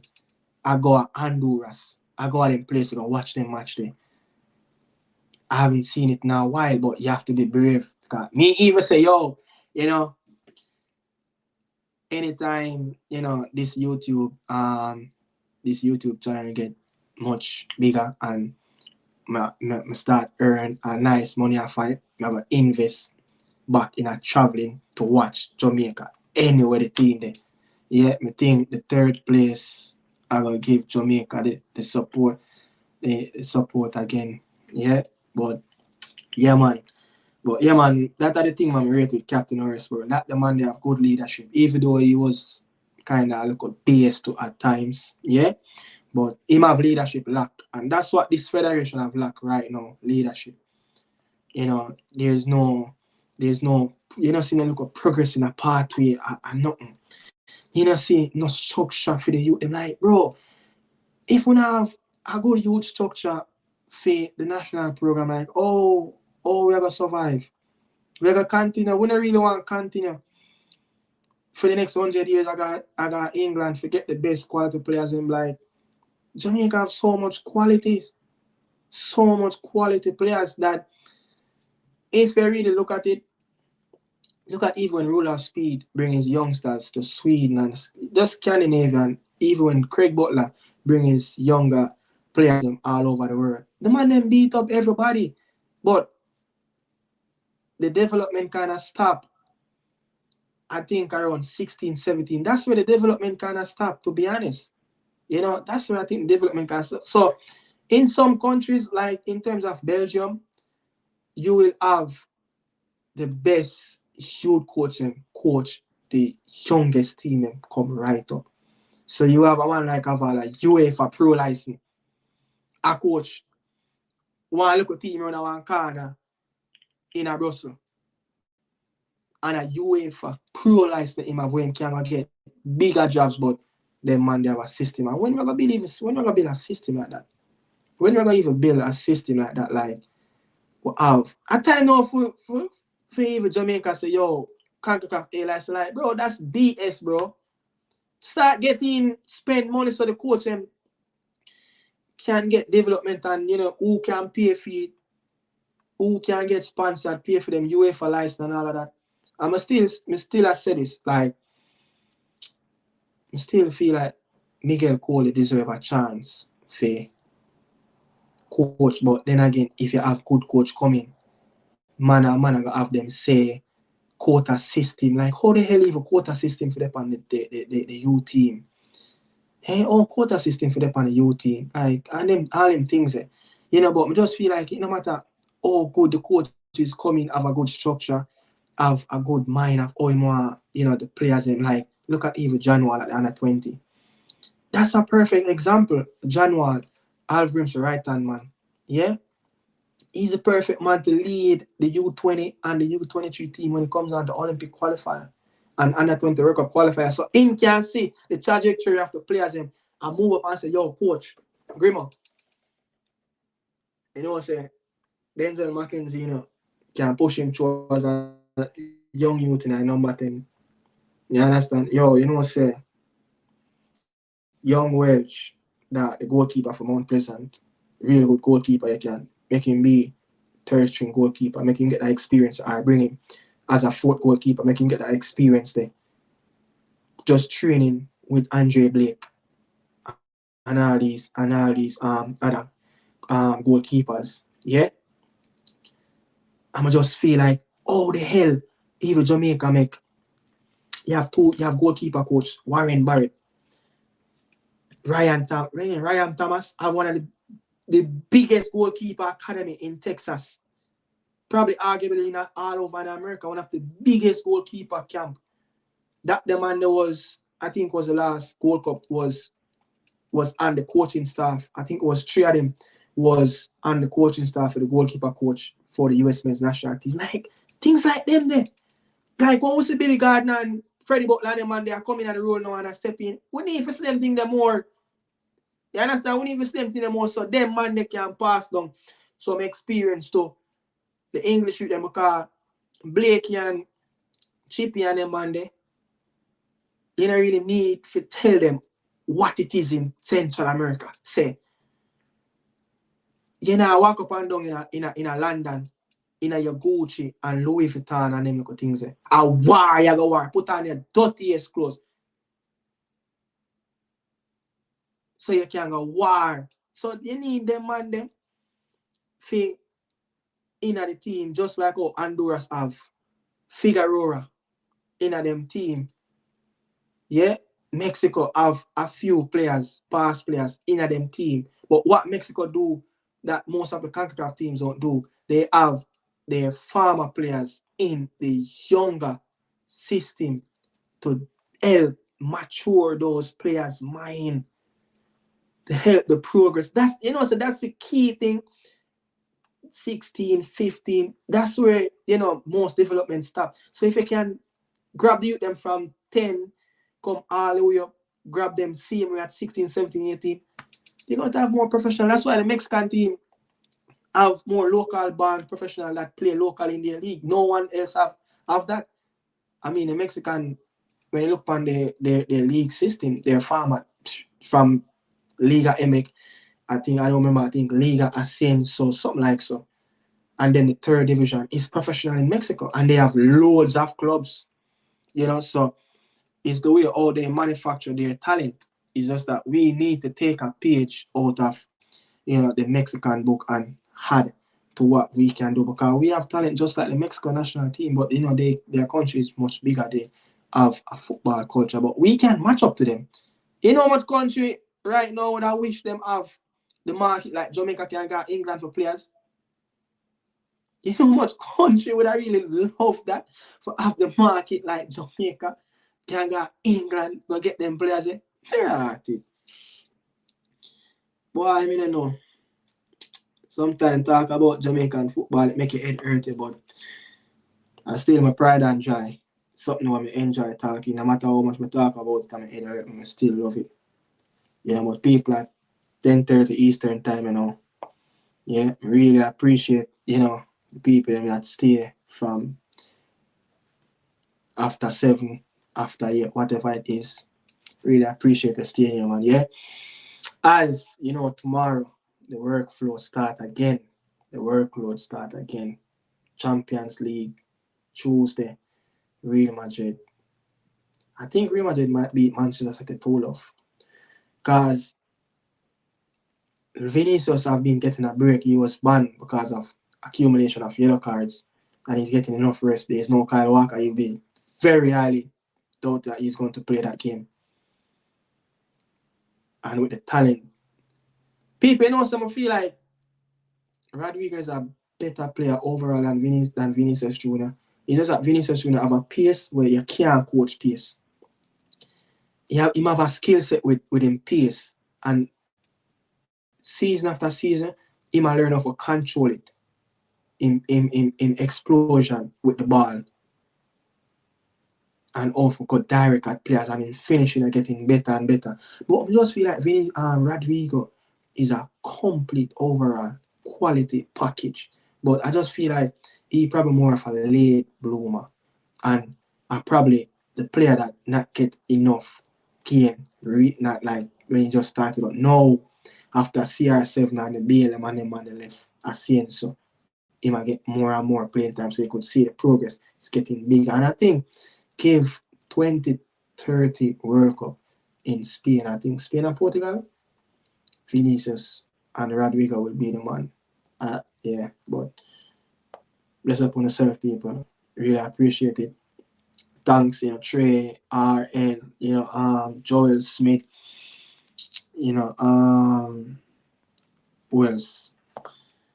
We got normal, natural people, them normal support Nick Adamidos, Michael Garden. I think they have a next one. We got the dog, my name that I reason today with me. I remember his name, Jeff and Jeffy, something like that. Jay, big up your name, Jay. So we got the natural money always there. We got the new people, them. We got the old people, them. We got the present people, them. There. I'm old. Academios. See you guys next week again. Yeah, with me and Daniel. Yeah. See you guys next week again. See you guys next week again. Dwight McNeil will make Jamaica squad more deeper. Very good left footer.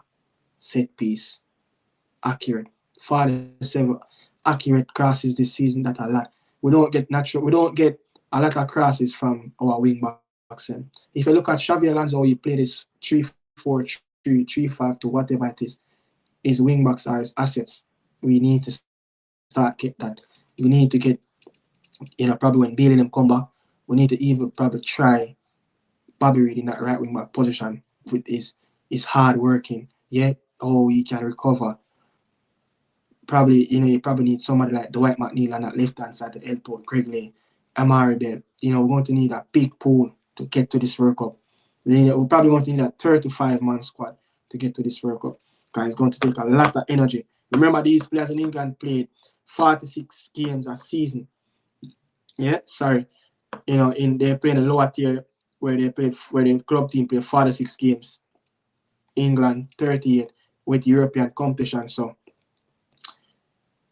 we're going to need a big pool. Big pool. Probably need to see a little bit more young prospect coming through the Reggae Boy youth, the local teams, and that is our next story. But bless up, people. Talking about Jamaican football, you will never stop. You will never stop, man. Bless up, people. Salute, as I'm going to drop. Think I might drop the banner. Yeah, think I might drop the banner.